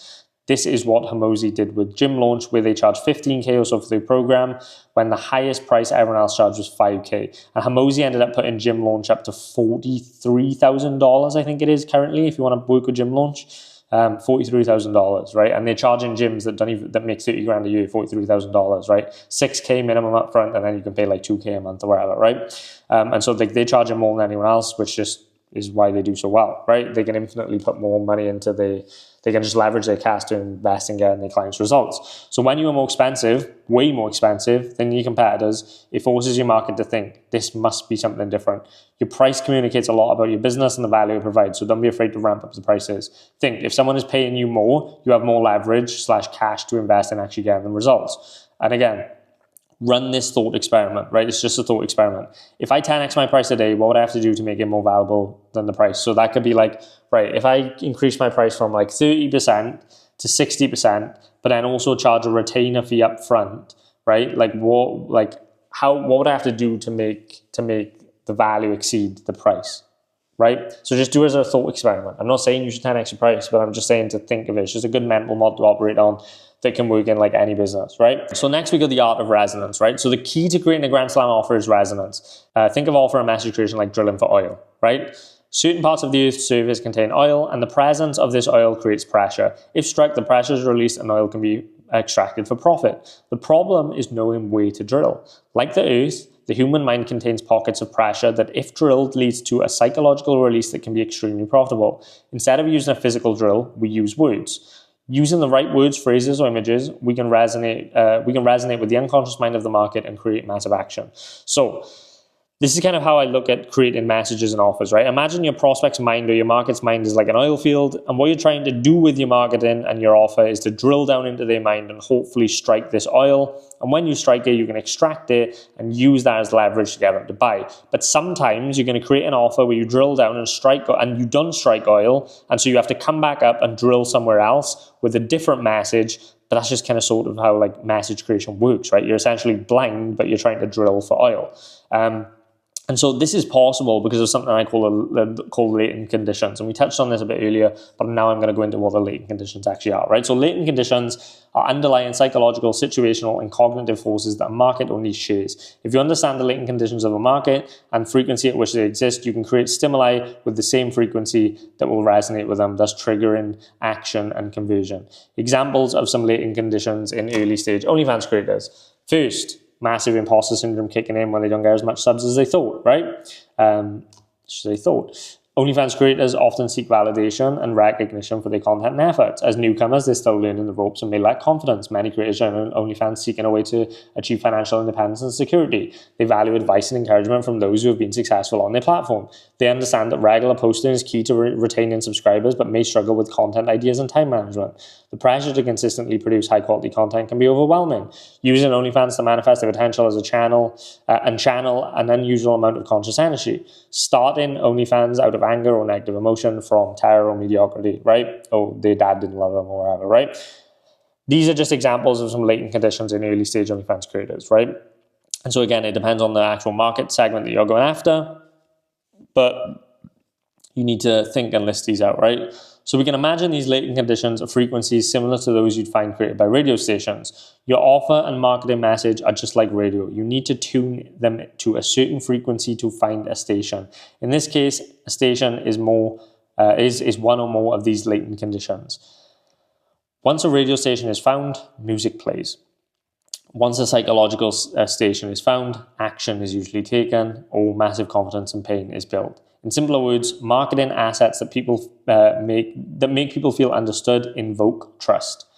Good marketing triggers react with existing psychological conditions to get results. This is why niche market research is so vital to your company, right? So action item for you, pause this video right now, don't continue, like actually take action. Or if you just fucking brain take all, like this is a big doc, like this is a big video, right? So if you just like try and just, I'll come back to it, then it's going to flop. Just go and take action now, right? Action is what creates the results. So I need you to really go and think. It could take you an hour, or it could take you 2 hours, it could take you a fucking day, right? But stop this video right now and go and list out 5 to 10 latent conditions that you know exist in your market. And if you don't think they exist, you just haven't thought hard enough, or you haven't done your research, right? Go and look in forums, go and look at everything. Go and look at OnlyFans forums where girls are struggling. Go and look in Telegram groups where girls are struggling, right? Go and just look at everything. Go and look at YouTube videos. Go and do market research to figure out what people are struggling with. Look at comments, look at market behavior, and go and figure it out, right? So go and list 5 to 10 latent conditions you know exist for your market, right? Now, we're going to get into the actual meat and bones, right? So you should have created your latent conditions. If you haven't created your latent conditions, do not do this part, or it's not going to make sense. You need to create your latent conditions before we go into this next part, or everything we've talked about is going to go to waste, right? So make sure you go and do that. And if you haven't done that, stop this fucking video. I will not tell you again. If you want to get results, you need to do the latent conditions before we do the rest, because otherwise this isn't going to make sense and your offer is going to be shit. And so now let's actually take some action and create your offer, right? So we're going to go to the offer creation worksheet. And all these docs are below, right? Now, this is a big one. So we've got the offer creation worksheet, right? Now, welcome to creating your offer. Now, this resource is going to explain the step-by-step process for building your offer. It's important to get this right. It will feed into all of your client acquisition systems you build. Make a copy of this document by going to File and Copy, right? First step of creating your offer is defining the who, right? So we need to know who we are creating the offer for. Markets have segments. For example, not every OnlyFans creator struggles with traffic, and not every creator needs help with chatting. So you need to answer the following. Which market segment are you in? Which specific problem do you solve for this market? What are the goals? What are the consequences? What have they tried to do to solve this problem before? What is the current situation? What is the desired situation? What do they truly want in their heart of hearts? What do they believe? What do they think? What do you know about their lives that you can use in your messaging, right? So you answer all these questions, define the who, right? Go and answer these. Then come up with a conclusion of everything you've talked about here. Then you want to define the outcome, step 2, right? So the outcome, you promise, maybe the desired situation or fixing one-on-one problems that contribute to it, i.e. I'll get you 1,000 new subs per month if they're struggling with traffic, or I'll help you achieve a 1 to 15 chatting ratio if they're struggling with chatting. These are components that contribute to the overall problem of making more money on OnlyFans. The outcome should align with what your market segment wants, not what you can do. So you again answer the following, right? What's the big promise you intend on keeping? What's the bold claim? How can you make this promise tangible? So make sure it's numbers based, right? Where will someone be after solving the problem? How will they feel once they have this outcome? So again, this could be like wherever the problem you're solving is, you need to know. So like if you want to help OnlyFans creators get more subs, then again, how are they going to feel once they get that outcome? Or if you want to do multitudes of different things, like solve all their problems, then how are they going to feel when they get that outcome, right? What is the end state that they will be in after working with you? What does that mean to them? What doors will open for them? What is the outcome? Why is this outcome important to them? What unconscious drives does this outcome accomplish? How does this outcome move them close to the desired situation? And what will their next desired state be once first achieved? And then again, you sum all these up into a conclusion. You conclude all the points. Then you got step 3. So this is defining a time frame. So your time frame can be monthly, it can be over a certain amount of days. I personally like making offers that elapse over a certain amount of time instead of doing it monthly. So for example, 3,000 new paid subs in 90 days sounds sexier than 1,000 subs every month, right? So answer the following. What is a realistic time frame for you to achieve the outcome by? Why does it take this long? And how could you make the time frame shorter? Then conclude this. Then you go to step 4, which is establishing your methodology, right? So What steps, instructions need to be followed for the outcome to be achieved? If running a done for you service, this is where you explain the steps you take. If running a done with you consulting solution, lists the steps that they will take. So answer the following. What are the components of your service? Core components of your service. How do these core components help them achieve the outcome? And list what needs to be done in full detail to achieve the outcome. So list them here. Then you look at what are the most important items on this list, what are the least important items on this list, and can the least important items still be removed while achieving the outcome? So like, for example, if you've got like, right, I want to help creators like get more subs, and that's your only focus, and your entire service is built around getting more subs and traffic generation.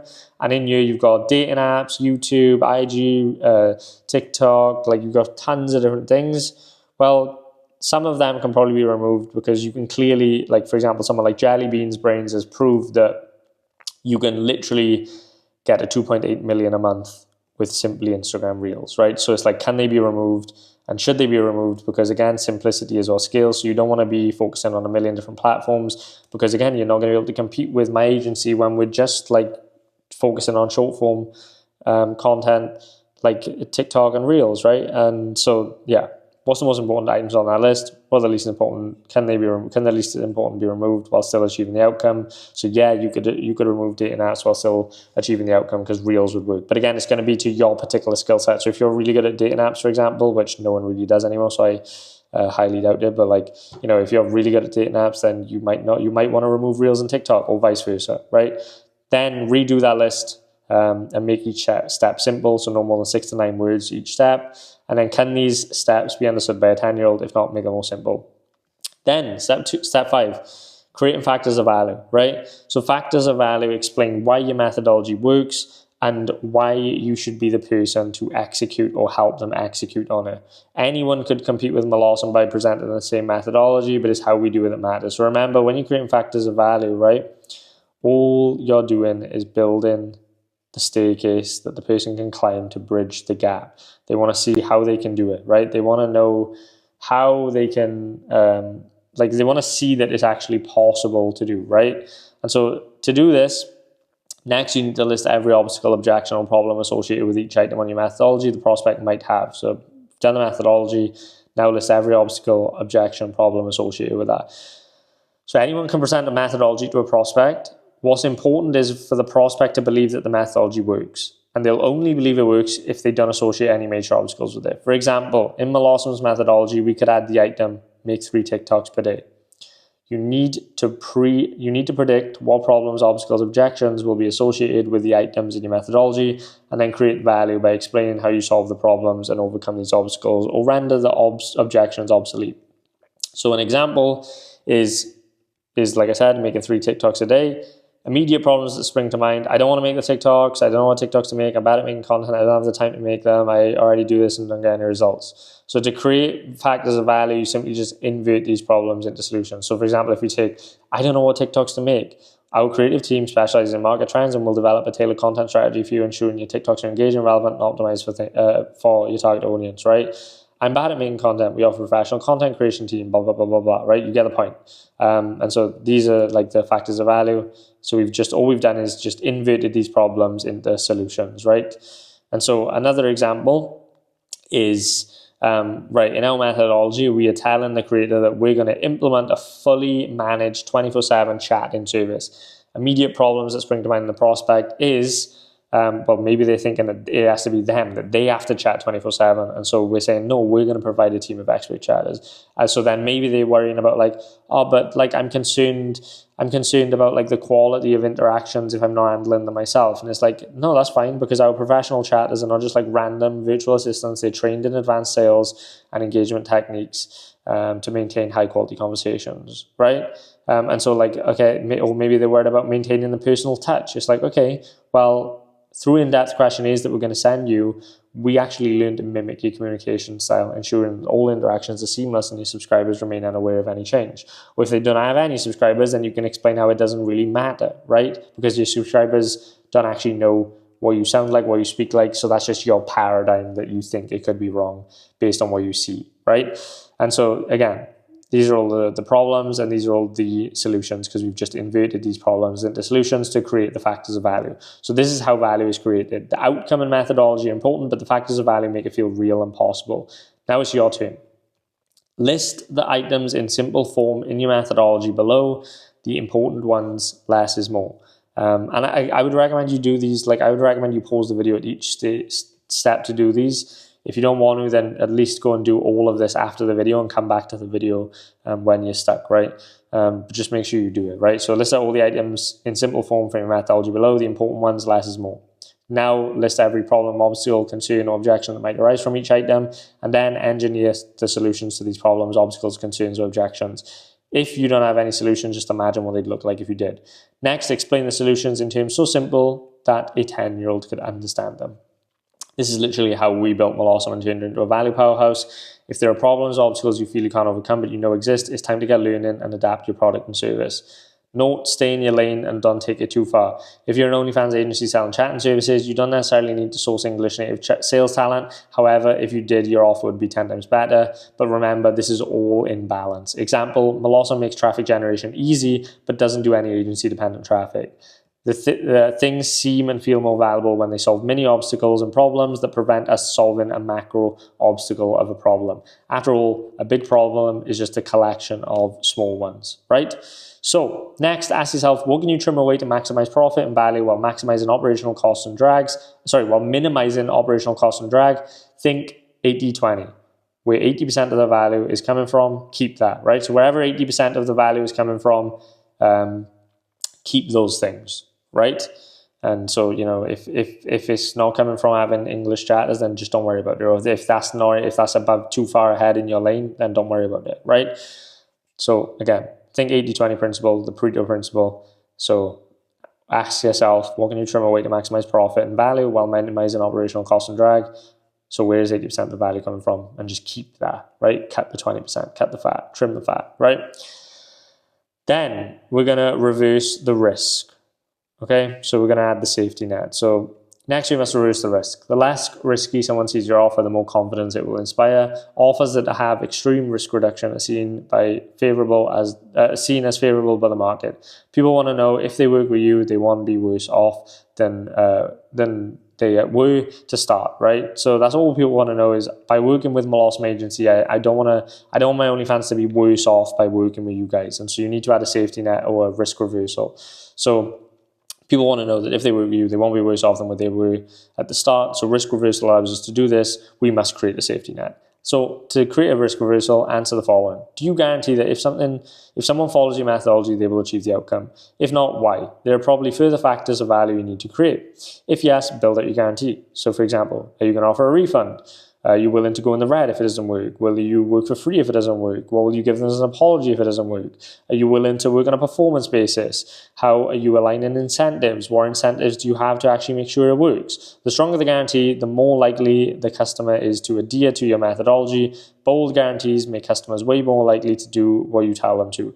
If you're worried about making a risk reversal, just realize it's a maths thing, and maybe you end up having to refund 2 out of 10 of your customers. But if the guarantee meant you're able to sign them in the first place, it's worthwhile, right? If you're able to sign like 50% more clients because of the risk reversal, and only like 1% of those like don't get it or refund or don't get results or whatever, then it's worthwhile, right?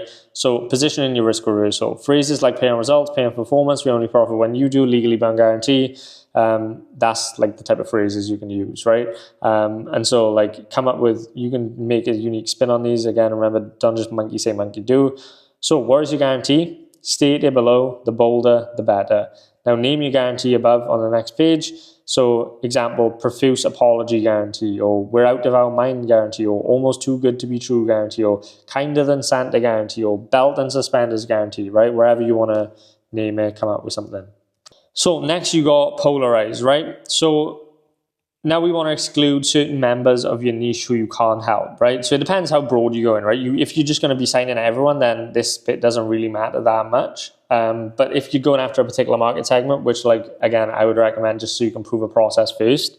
Like we didn't just start by signing everyone. Like we had a super specific like market segment that we was going after, which was creators making between 5 and 10k a month, and then we switched it to 2 and 10k a month, and then we started working with newer creators, and now like we kind of just work with like everyone because we can, because our service is at that level. But like when you're starting, you just want to prove a process with like one part of the market, whether that's how, like, you know, financial, however you want to segment it, right? It doesn't matter. So now we want to exclude certain members in the issue can't help. So excluding or disqualifying people makes people who are included and qualified feel even more so.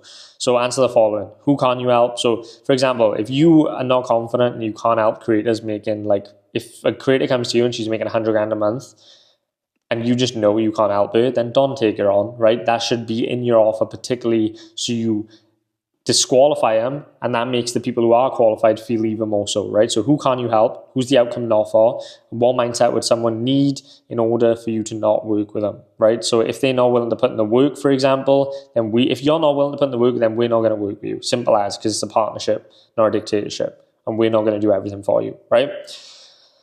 Then you got the ultimatum. So next, list out the best and worst case scenario for someone taking you up on the offer. We want to create a contrast between the upside and downside, recognizing that there is an infinite upside and very little downside, as this creates more value. So list out your best case and your worst case scenario of someone working with you.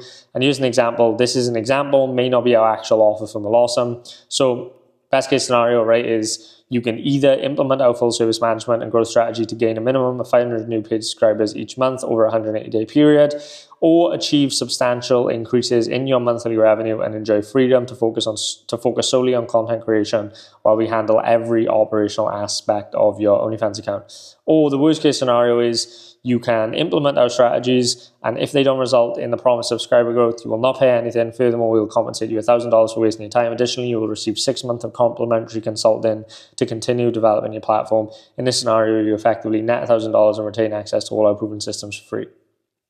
And then you got packaging.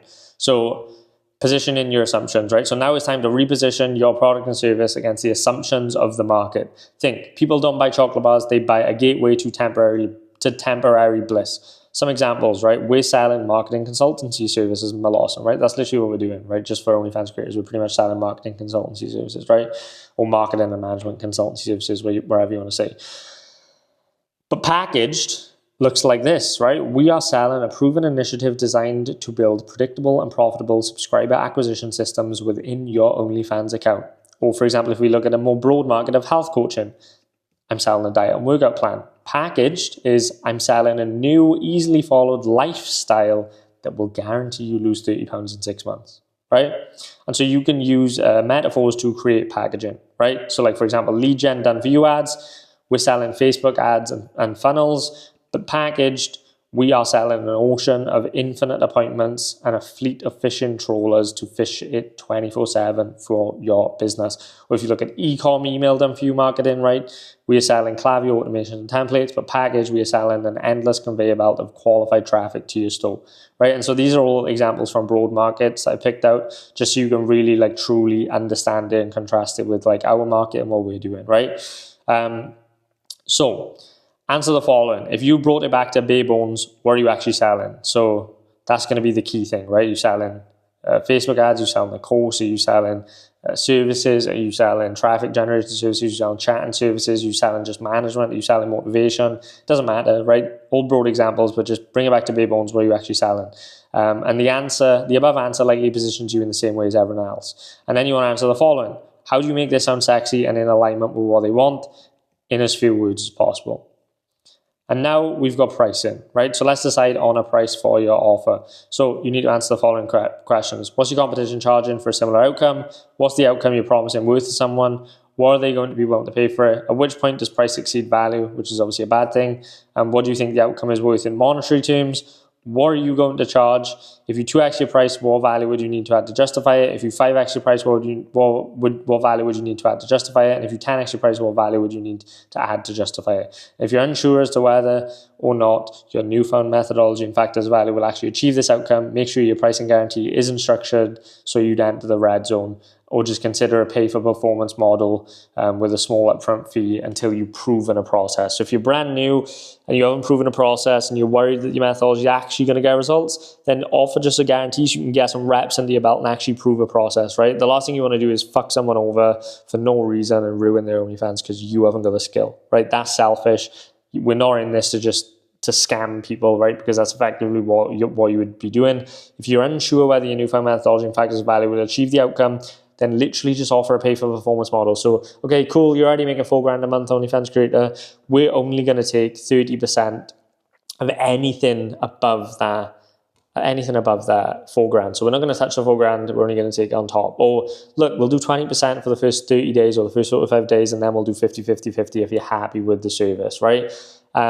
So that's what I would recommend doing if you are unsure. Once you've proven that process and you've showed and proved that your methodology has worked for like 3, 4, 5, 10, 15 clients, then you can start to be like, right, look, I'm going to charge 70%, or I'm going to charge 5K up front plus 50%, or wherever you want to do, right?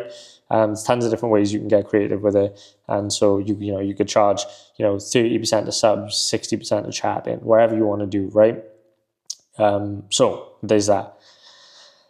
Now, the actual asset offer creation. So now we need to create the marketing, appointment booking, and sales assets that actually deliver your offer to the market. So this is how you create like all the offer stuff. And now this is how you do the asset creation for the offer, right? So we need to create your short form message variations, your long form message variations. We need to create the strategy, and then we need to finally step forward and create your pitch, which is the last thing.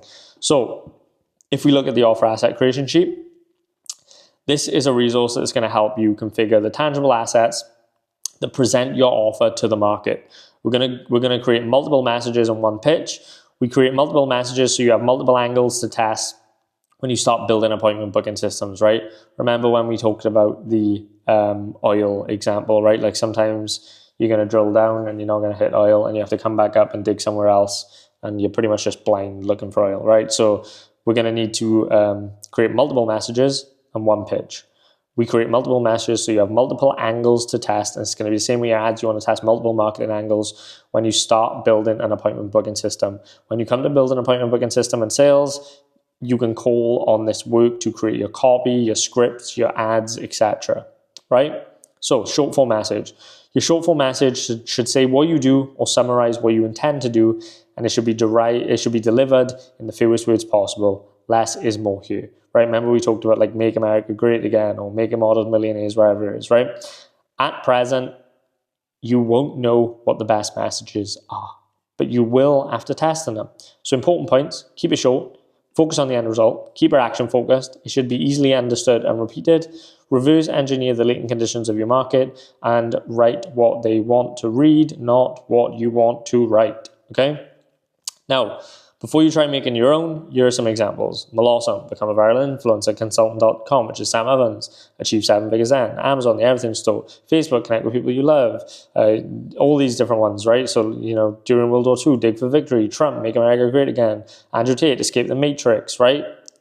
Grant Cardone, 10x your life, etc.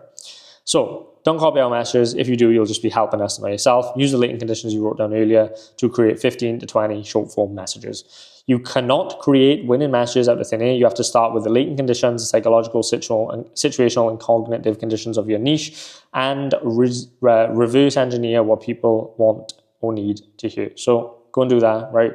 Start creating 15 to 20 short form messages. These will help you with your copy, your scripts, your headlines, your inbound marketing, your YouTube titles, your ads, everything, right? Super key you have these, and you can test them. Like if you're testing 15 messages in like YouTube, so you make YouTube video ideas for inbound systems and you make YouTube titles around them, and one of your videos gets like 20,000 views, well, you've found your winning message, right? If one of them outperforms all the others, you've found what your winning thing that you should test on ads and everything else is, right? It's a really good testing ground to do that. So some examples off the top of my head based on OnlyFans creators: overcome niche saturation, avoid painful chatting, automate your acquisition, achieve location freedom, right? Maximize your fan engagement without the burnout, get more tips for less effort, say goodbye to the endless content planning, all this stuff, right? You can have a look, right?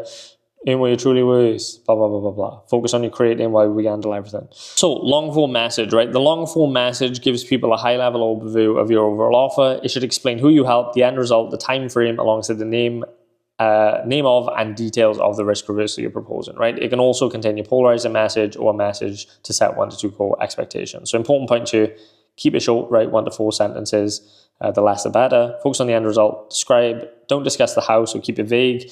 It should be easily understood and repeated.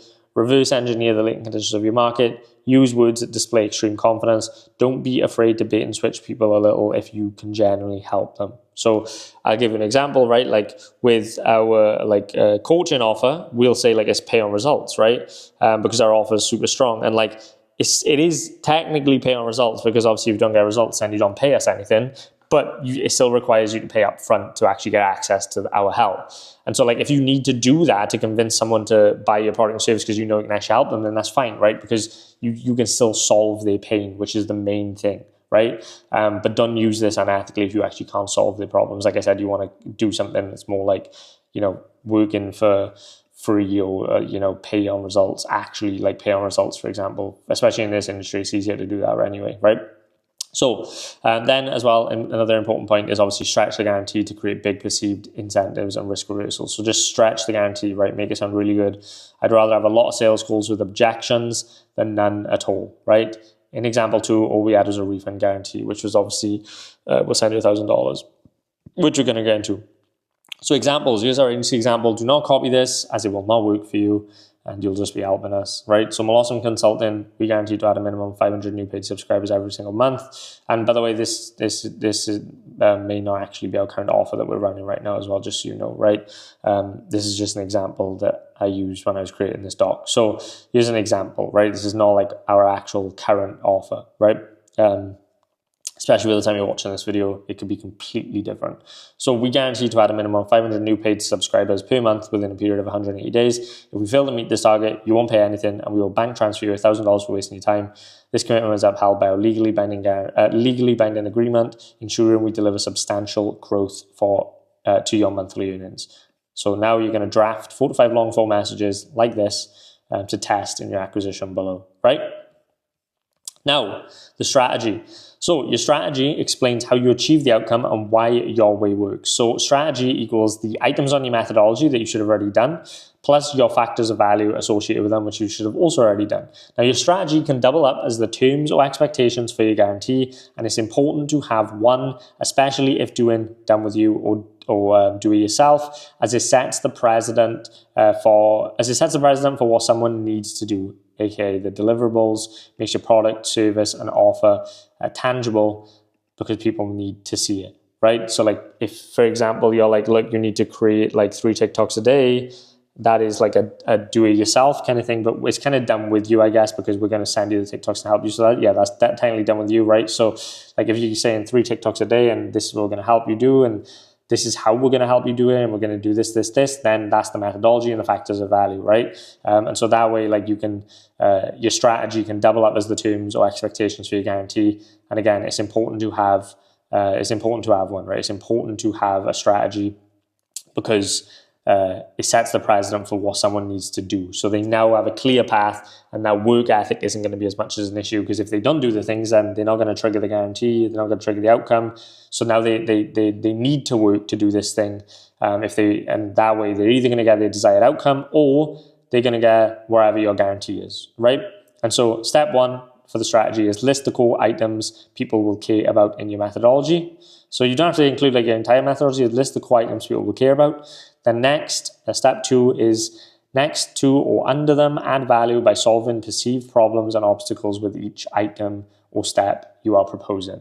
Now the key points here is keep it simple, less is more. We are going to use these to invoke curiosity in the market and as a way to get prospects to question us. We don't want to share everything.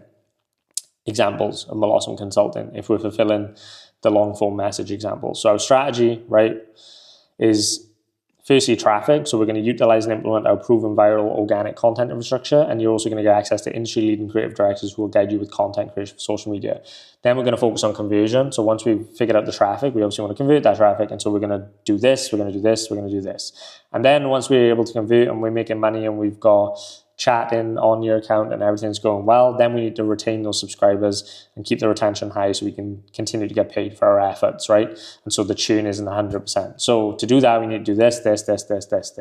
And also, overall, to sum this up, we're also going to give you a lot of support. We're going to supply you with our own relationship managers. We're going to protect you against content leaks, and we're going to do this and this and this and blah, blah, blah, blah, blah, right? And so that is like the strategy, which again is just, you create that by doing these things here, right?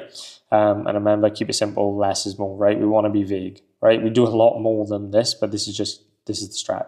So list your methodology, items, and factors of value below, and then try your best to cut out as many as you can. Like I said, less is more. Now the juicy part, the pitch. The pitch ties your offer together into a cohesive 1 to 2 page document that can be read and understood in 2 minutes or less. The pitch does not include the price. It consists of 5 parts: our promise, our strategy, our guarantee, the ultimatum, either or statement, the packaging. So think of us like, right? And then let's go to the pitch. So the pitch is, again, who we help. You just insert it, our promise, our strategy. So you've already done this on the past page. You just insert it all into here. Now this is your offer, right? This is literally the offer. So I don't know, 2 hours, 3 hours of this video, you've now created an offer, know what an offer should look like. And again, this offer, you're not including your price. This is not what you do with the offer. And so you can take a look at the example of our offer here. This is what it looks like when you go through this doc. Just a nice offer there, right? So that being said, what we have done in this video so far, we've completed it. We have, crafted our short form messages, our strategy, our pitch. We've created the offer asset. We've created the actual pitch. And we've gone through the psychology and explained everything. I know there's been a lot to take in. You're going to need to go over this a couple of times, but I just want to sum this up with some final notes and just an overall visualization of this, right? So the final notes and visualization, right, is your market has a current situation and a desired situation. And the job of your offer is to position your product as a vehicle for the escape of the current situation and the achievement of the desired situation. You must reverse risk, make it tangible, focus on the outcome, solve a problem, and communicate this well, right? So here's another amazing drawing. I would probably pin this on your wall or something, because this is how everything ties together, what we've done today. So you've got the model you, right, in her current situation. So that's where she currently is in life. She's typically unhappy and in pain, right? And then you've got her desired situation you, which is where she wants to be in life, typically happy and pleasurable, right? And then you've got the star, right, which is the outcome, the end result. So the end result of the result of working with you, right? So this should align with the goal, right? And then you've got this mess down here, right? So problems, right? So something that needs to be fixed to achieve an outcome that satisfies the drive, right? So, if you've got this model, she wants to achieve this outcome, and then, you've got the end result you, and then you've got the mess you that she's trying to solve to get to a desired situation, right? And then in between, you've got the methodology, right, which is these steps you. And so the methodology, the steps, instructions that you or they have to follow to make it work, right? So this is what makes it tangible. So you need these steps for them to actually see, so they can actually get to their desired situation, right? But then you have these lines you, which is the foundation of these steps, right? And so these are the factors of value. So this is what makes the creator, the model, feel as though that the steps are sturdy and reliable. So she can actually walk up the steps, right? And so that can be good enough sometimes to have a good offer. But then you have the trampoline, right? So you add the trampoline in. And so the trampoline is the guarantee, right? The risk reversal, which is what catches someone and bounces them back to the initial situation or slightly better if the steps fall through. So for example, you've got the model you, she's got the problem, right? The outcome's up you that she's trying to get. This is her desired situation. These are the steps for her to get the desired situation and outcome. And this is what makes it seem possible. And so she might go up these steps, normally, but if she falls off, for example, we've got a trampoline there that's going to bounce her back up, so she's no worse off, right? Whereas if you don't do this and the steps are unsturdy and there's no methodology and there's no factors of value, they might think the steps are going to break and they can't see the clear path to get there. And if there's no trampoline, then they're going to fall off and end up worse than where they was before they started. But with the trampoline, if you have those crazy risk reversals like ours, where we say we're going to pay you $1,000 for wasting your time if it doesn't work, well, not only when they go up these steps, if they fall off and it doesn't work for them, they're then going to hit the trampoline, but they're still going to be ahead of their current situation, right? Because they're actually not going to be worse off, because they're not going to have lost anything, but they're going to have also gained $1,000. And so this is the nature of like creating offers that people feel stupid saying no to, right? And so like that is the key, especially like if you're going after a new market where $1,000 might be a lot for like creators, like if you're working with uni students, then they're going to feel stupid saying no, right? And these offers are so much more powerful in this market than a lot of other markets, because a lot of OnlyFans creators haven't been exposed to this like type of stimuli, right? And so like this is the nature of it, right? So again, you've got the OnlyFans creator with the problems that they're facing. They want to get to their desired situation, and that's like, you know, remember, you stood in the pillar of confidence. You're trying to show them that you can improve their desired situation. You're trying to show them you can get them to the desired situation. And then they got the outcome, and then you've got the steps to get it. You've got the foundations of the steps, which makes the steps seem sturdy. And then you've got the trampoline to it. Even if all this works, or even if all this stuff that you've got doesn't work and they fall off, they're still going to end up a little bit better or back in the same position they was before, so they don't end up off worse, right? And so like, yeah, pin this on your wall or something, and this is like how it's like the nature of creating offers. I know this has been a really long one. And yeah, hopefully you found some value. And I can't even speak anymore. I've got like shortness of breath. But yeah, other than that, yeah, stay blessed.